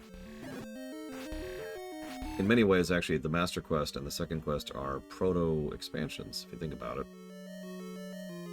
Well before that would become a commonality. So I don't remember which rooms we've done already, so let's get some light going on in here. Okay, so, hold on. No, max money is 255 in this one. It's actually why I hesitated on picking up the other 100 rupee. There are two 100 rupee spots in the world map, which to my knowledge do not respawn, so you just get them the one time. And you gotta be a little strategic about that. Okay, nothing in here. Cool. Ugh. Oh, I'm going to, Ross. Absolutely.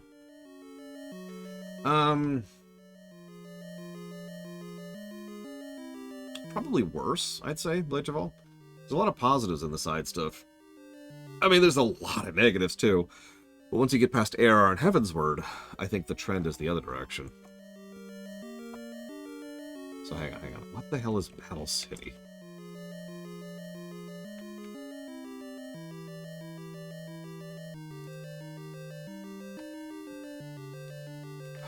Okay, fair.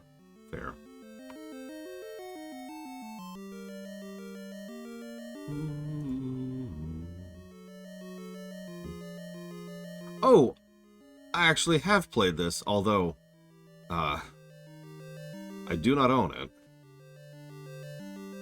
Alright.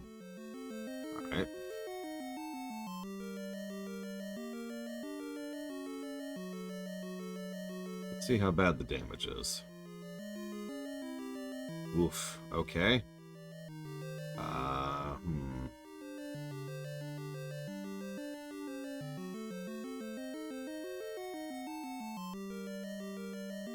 Well, the answer is no. They don't have one for availability here. I do have one other source specifically for old games, although I don't even remember what it's called because I haven't bought anything from them in like 7 years at this point.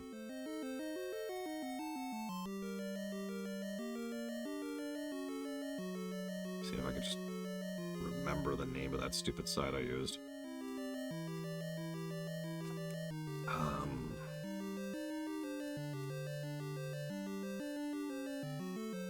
See if I can find it. Here it is. I found it. Let's see if they have it. Battle City. Nope. Wow. Okay. Hang on. Before I give up on this, let's stop drilling everyone's brain. Pull out my Switch. There's kind of a backup option here. Hey, I'm playing Breath of the Wild. Never again. Okay, let's see. Where's the nest thing? Because there's a lot of esoteric nest games on here, so you never know. You know what I should do, just to be really mean? I would never do this. But, like, pull out Breath of the Wild here. And then smash it right on camera. No, it's a joke. Okay, what do we got? What do we got? No, don't.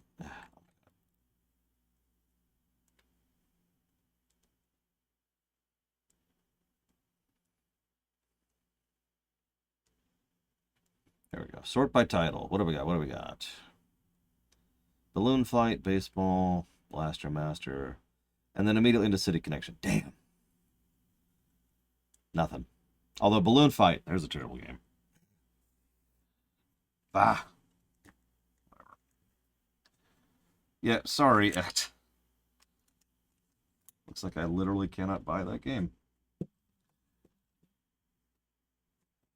Ah.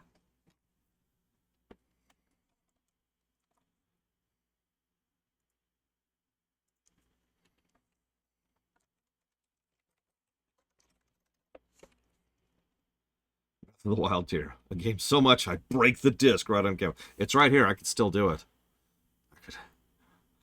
No, put that over there. PMD block, entropy 02, and Rain World.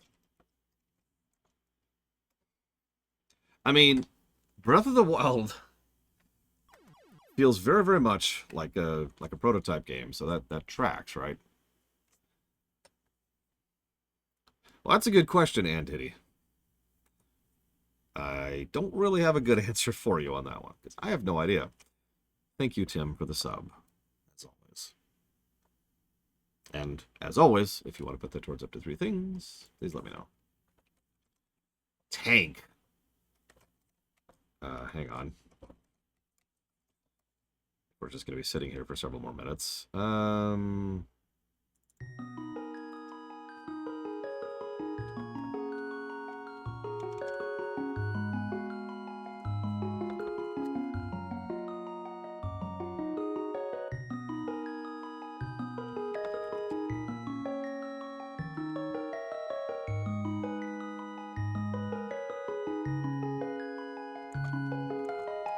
Remember, FF14 has already been funded, so you cannot put it towards that.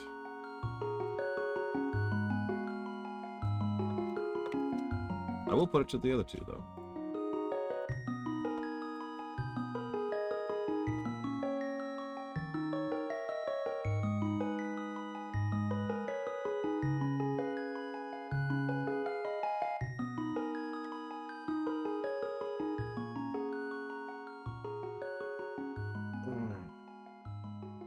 Well, we'll see, I see. Lord knows I'm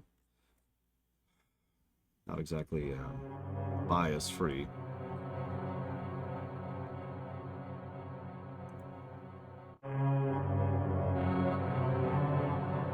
Not really, Tim. We don't even have a future FF14 thing. I mean, I guess technically I could put it towards Dawn Trail patch content, which isn't even, like, something that we're close to.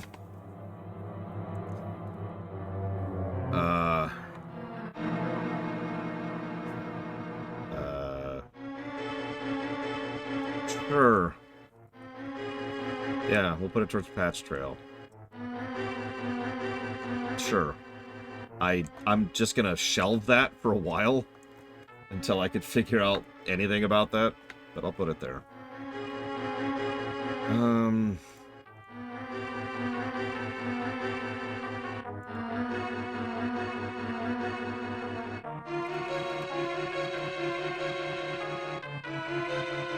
I mean, you can get cramps from all kinds of things, Giga Pudding.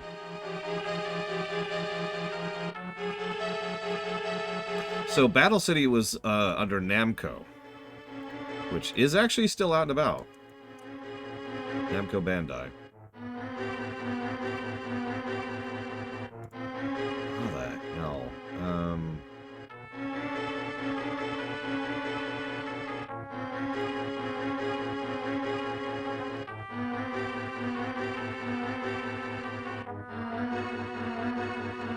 Yeah, Namco can be dicks about it. Yeah, no, I found that pretty quickly out.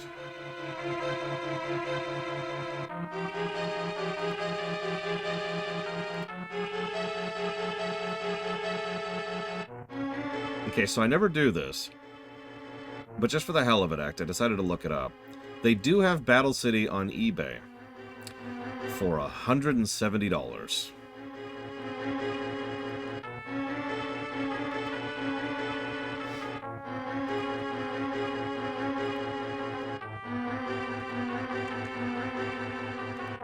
Sorry.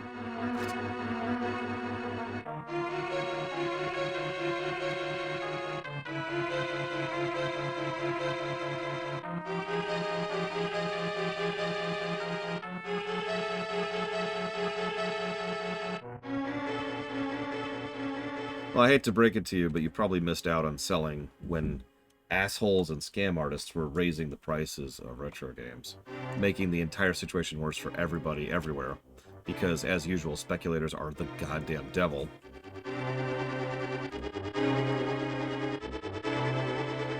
Seriously, screw them. While we're here, hang on, let's stop listening to amazing music. 1 second. I'm just curious. It's not like we're in any rush. Do I have it here?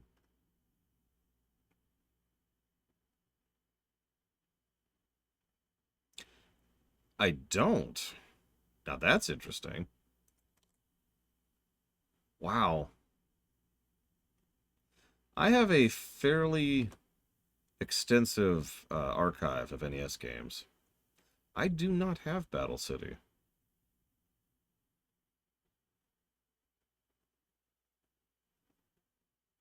Huh. It's rare that I find a hole in my archive. Whatever. I was going to show it off for a few seconds. Oh, God. Absolutely, Bella. Screw those people so hard. Screw speculators. Speculators ruin video games, ruin comics, ruin cards. Hell, board games. There was a period of time there when it was really hard just to get a copy of certain board games that me and my friends just wanted to actually play.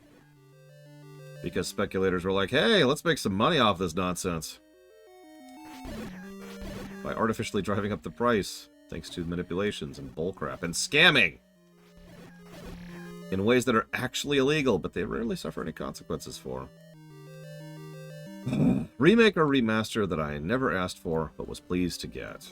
Honestly, a lot fall into that, because I could just list every early remake and remaster. But let's not cheat with the answer. Let's only list remakes and remasters that came out after I understood the concept existed.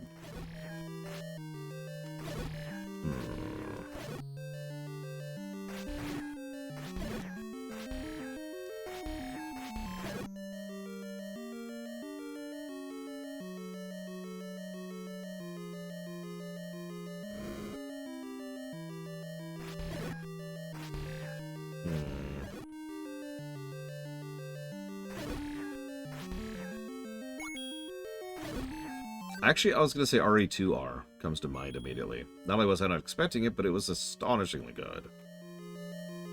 Never expected it, never asked for it. Loved it.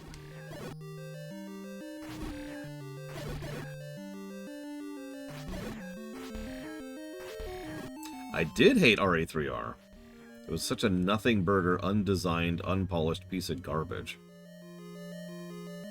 I don't know if RE3 is, but RE3R certainly is. I would say it's part of the pre-existing guidance thing we've already mentioned, Savicom. The fact that the game really wants you to have the candle before you do some of this stuff. And if you've been paying attention, the basic type, there's 3 types of vendors in the game.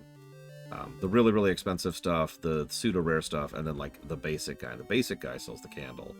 So it's really, really easy to find a basic vendor and, therefore, be able to get access to the candle pretty early on. Okay, so this is just the ladder, or whatever we got in here. So we'll just move on here. Yeah, you know what? Fire Red. Still one of the best proper remakes, like, ever, honestly. And I mean that. They put a lot of thought into that, and they really polished that sucker up. Also, while we're on the subject, Zero Mission. The GBA era, which also kind of drifts into the DS era, was just a gold mine for that kind of remaster, remake kind of a thing, because of the reasons I already talked about. So it makes sense that we got a lot of quality ones in that era. Well, that's when Mario 64 DS came out, which I wish Mario 64 DS would get a modern port, but whatever.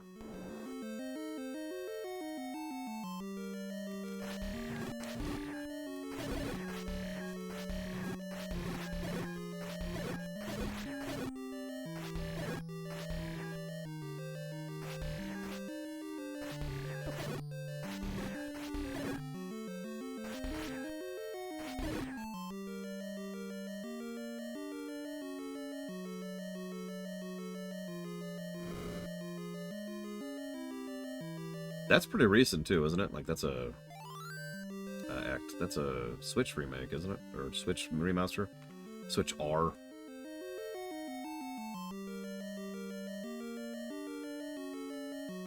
Okay, so we've got the item, we've got the map. Whoa, God!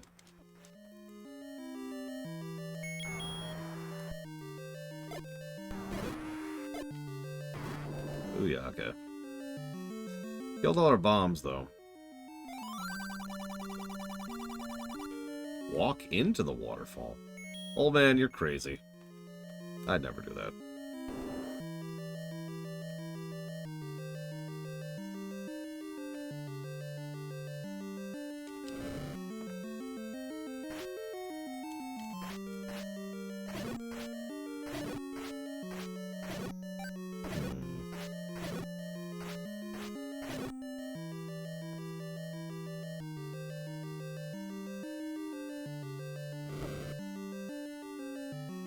Yeah, Star Ocean 2R and arguably SMRPG R.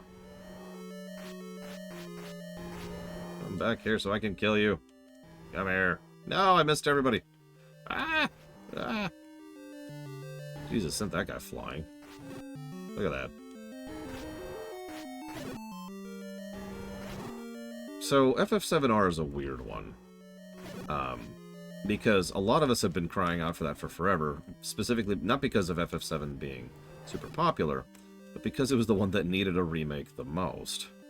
There's a lot of issues with FF7, as we've talked about a few times, and polishing that sucker up is something that had been wanted pretty much the moment FF3DS came out. Having said that, I did like FF7R1, padding aside. So, arguably hardest boss in the game.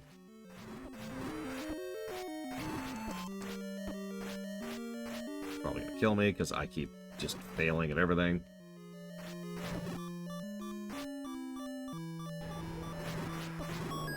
Holy crap.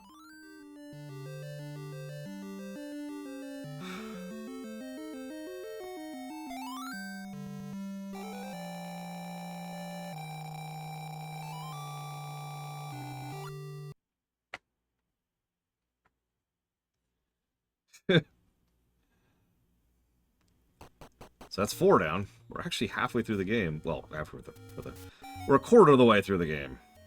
No, don't. Ah, see you around, Act.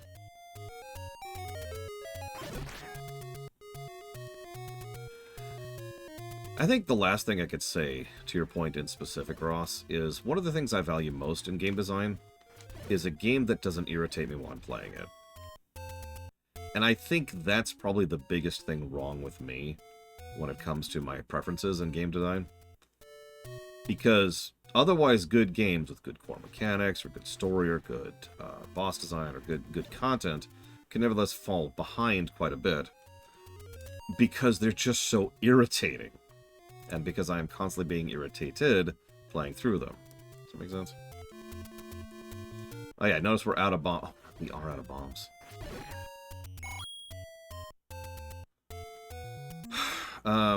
I was gonna go do something, but I'm out of bombs. My God. Alright. hang on. Let's pause for a sec. Let's pause for a sec. Let's kill the music. Kill the music. Yeah, no, there's definitely a bomb tax in this game, because bombs are useful for so many things. So Crystallis, I've never beaten. Golden Axe Warrior, I've never played. Battle of Olympus, I've never played. Dragon Slayer, I've never played. And Rygar, I have never played. So unfortunately, Anarcho-Marxist, I have no idea. There's a little bit of what I call the Silver Age of NES games that I just kind of passed over. Because I got spoiled like crazy on Mega Man 2. And the moment I played Mega Man 2, my tolerance for older NES games just fell through the floor. You know what I mean?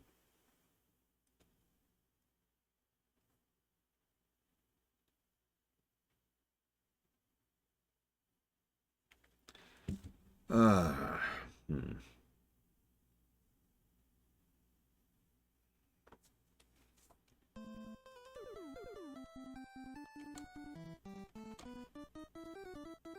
Why didn't that show up in chat?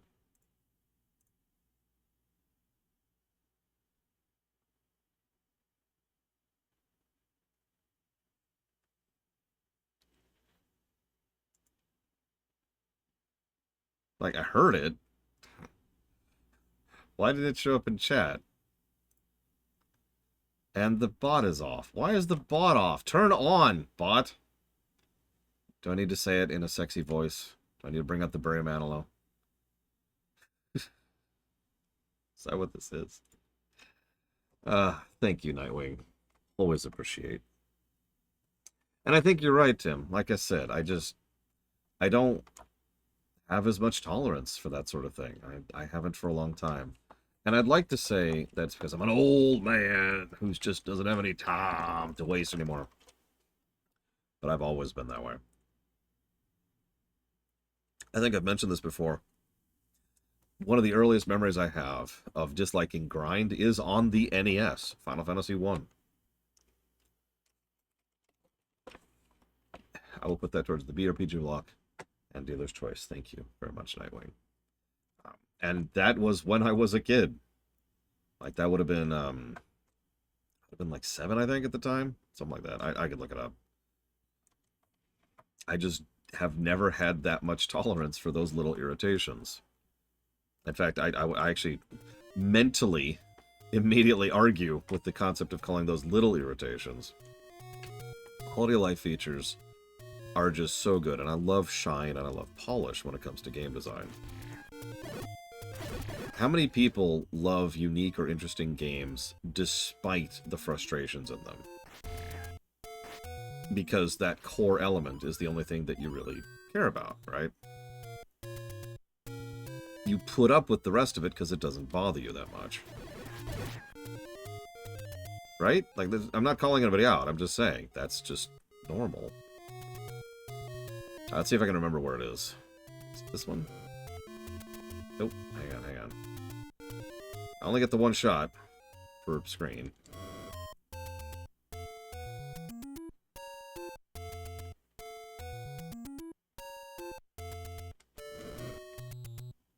Still no. Okay. Follow through without mods. I can imagine that. Because that's how we're going to review it someday. Okay, hang on. I swear there's something here. Hang on, let me just pull up the map.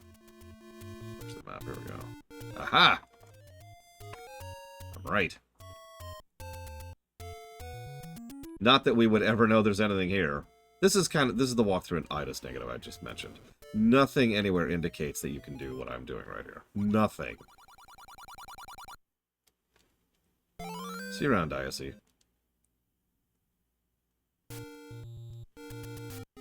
Like, what?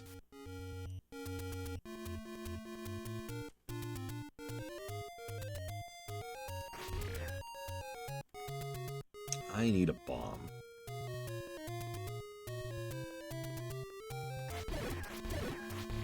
I mean, I've seen a lot of games that have received touch-up remasters through fan patches, which become much better games. Hell, we just talked about that with Metroid 1. Fixing the early health thing and polishing out a few other little tidbits about that game suddenly makes Metroid 1 a much better game.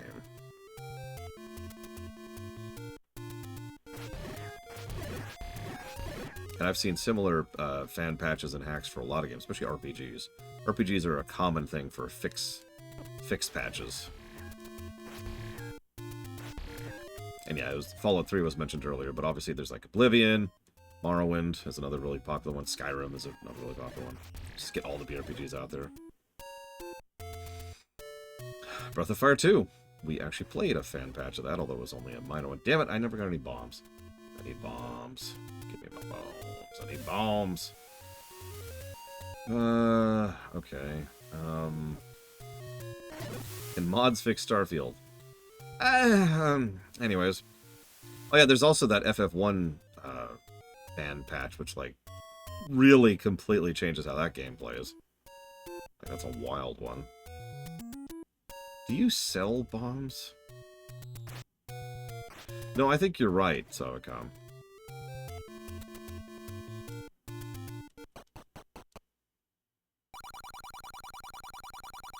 Damn, does not sell bombs. Could really use some bombs.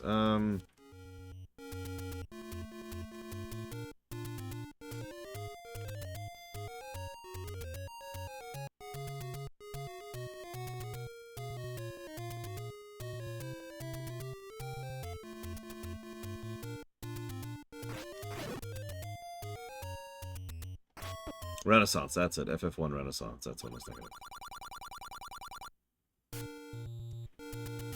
And we lost Ross. See, that's my biggest worry, is that obviously, you know, haters gonna hate and screw them, but like someone actually bothered by a review I've done, that's not the intent there. The last thing I want to do is tell you you're an idiot. Unless you actually are one, in which case, screw you. But I'm pretty sure nobody currently listening to this actually qualifies for that. Bombs, please. Okay. Well.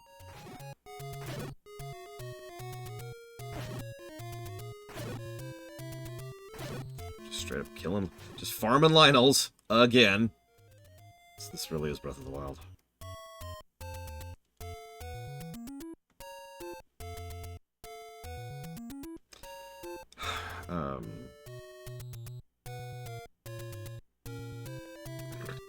You know, that's actually an interesting point, Tim. I've been told many times that I do notice a lot of the little positives more than you know, in addition to the negatives.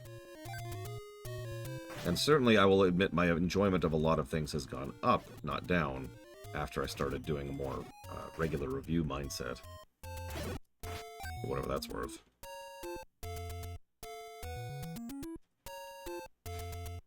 Listen, idiot's gonna idiot, yo. Or wait. I'm allowed to talk bad about idiots, after all. I am one of them.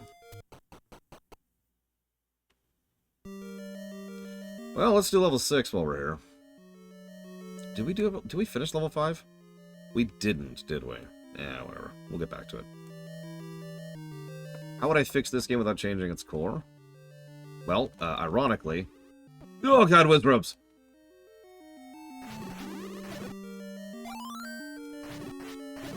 Yeah, this is hell. We might not be able to do this.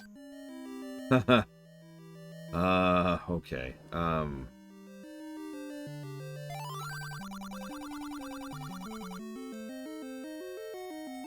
Yeah, level 6 is the mean one. This might suck. We did get some bombs. That's cool. We do have the tunic. Well, we have the ring. More bombs, Jesus. Not that I'm complaining. It's okay, these are red Wizrobes. These aren't the bad ones. Blue Wizrobes will home in on you. Much worse. And I've lost track of what I was answering now. How would I fix this game? How would I fix this game?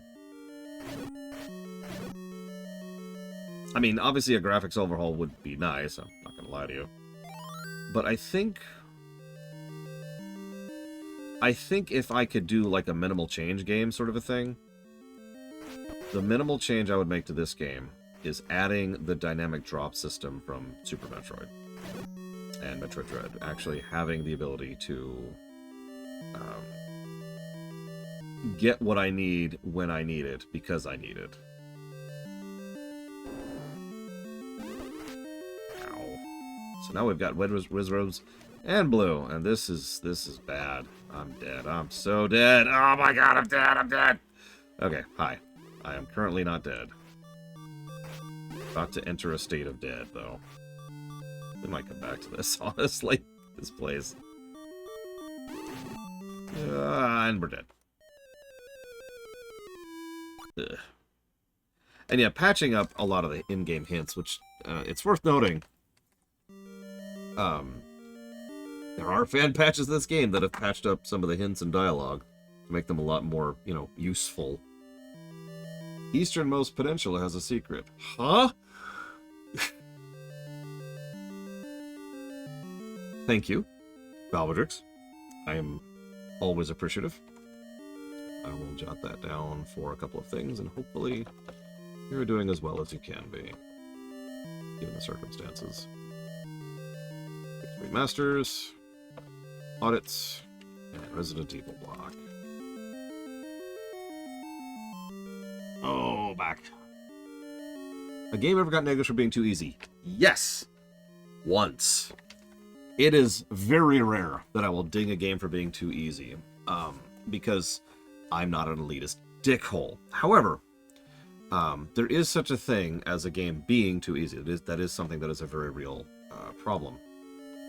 Because if a game is so easy that it effectively invalidates its own gameplay mechanics, like down to the fundamental core gameplay mechanics, then that's a problem. And that, of course, was Pokemon Omega Ruby, which was way, way, way too easy, to the point where it was diminishing the entire point of what a Pokemon game even is. Whoops.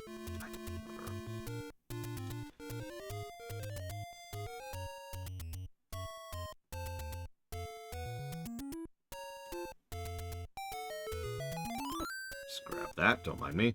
Probably wondering, what's the power bracelet for? Well, nothing tells you, I don't think. But now we can access warp points. Yeah, did you know there's actually 2 types of fast travel in this game?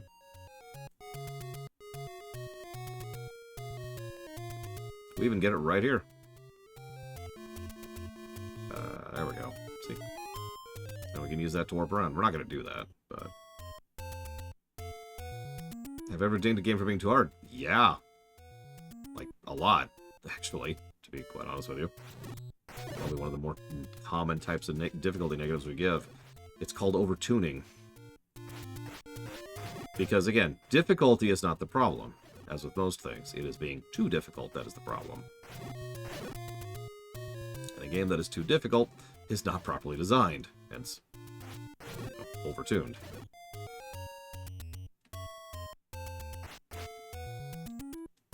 No, I've seen it Star Wars, but I've never played it myself. I swear there was something here. Alright, whatever. Yeah, let's go do that. Let's go do that. We might die on the way there, but that's okay, because we got some bombs now.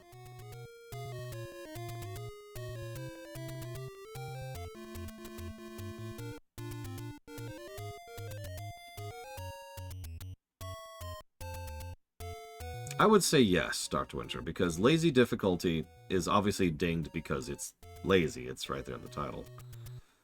However, as you just pointed out, lazy difficulty can also make a game too easy. It can make a game that is just not engaging or fun to play, because there's only 2 options: boring padding or running through everything like it's not even there. In fact, the game I have given the most difficulty negatives to ever, Oblivion, qualifies as this, because there's really only 2 states in Oblivion. You're either slogging through things that have way too much health, or you're killing them in one shot. And that's kind of it. That's not great. I am in the wrong spot. That sucks. Let's see if I can get to the right spot. Without dying, preferably. That's the goal. A game too hard for me, which I didn't ding for being too difficult. Yeah, Sekiro. 100%.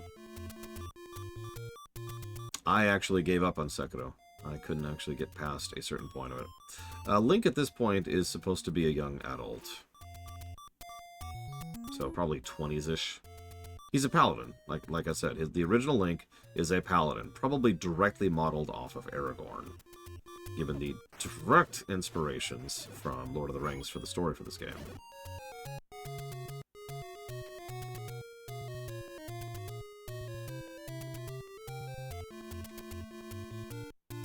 God dang it. Get out of my way. Aragorn is a ranger, but I have nothing else to add to that. Maybe that's why he was originally a gun wielder? I don't know. Aragorn with a gun. I wouldn't mind watching that.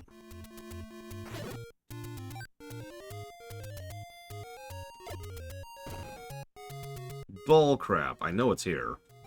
There it is. Oh yeah, by the way, there's a bit of pixel hunting in this game too, as I literally just demonstrated.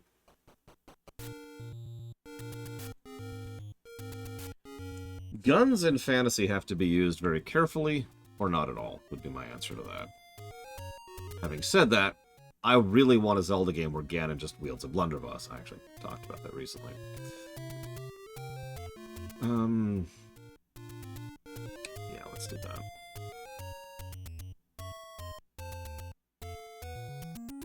I should ding it right now. With, that, so...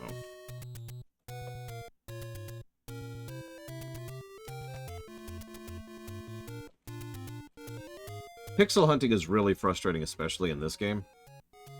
Because of what I just showcased. Imagine if I saw that spot and I decided to bomb it, and the bomb didn't open the pathway.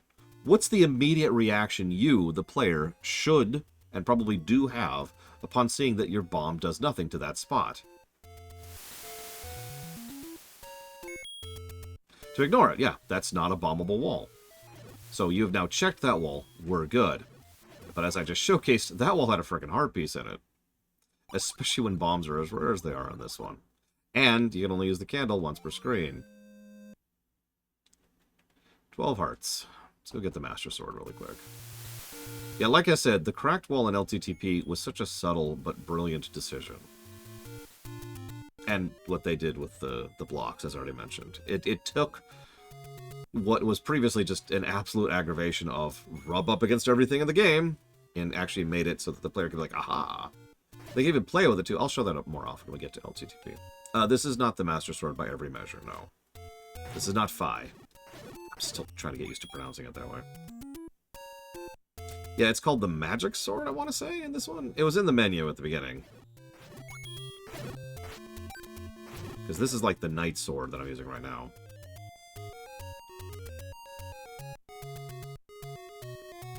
And we want that sword before we go fight Dungeon 6, because Dungeon 6 is Dungeon 6.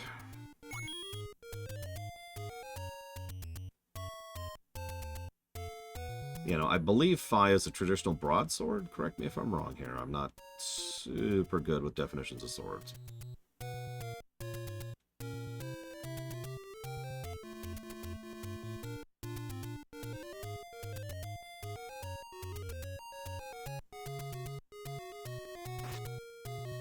Listen, she is a very broad sword.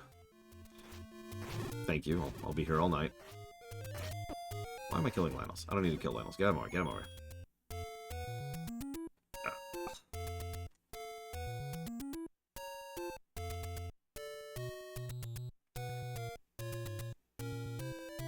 I mean, Fi has some serious hip action going on, but I'll take Midna any day. I know, Midna's already taken. Her one true love.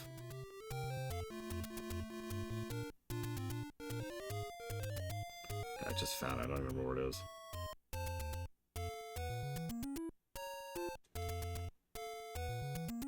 There it is. I mean, Midna is my favorite character to play as in Hyrule Warriors 1. There we go. So we now have the armor and the best weapon in the game. Let's see if we can handle those whiz robes. We probably can't, to be completely honest with you.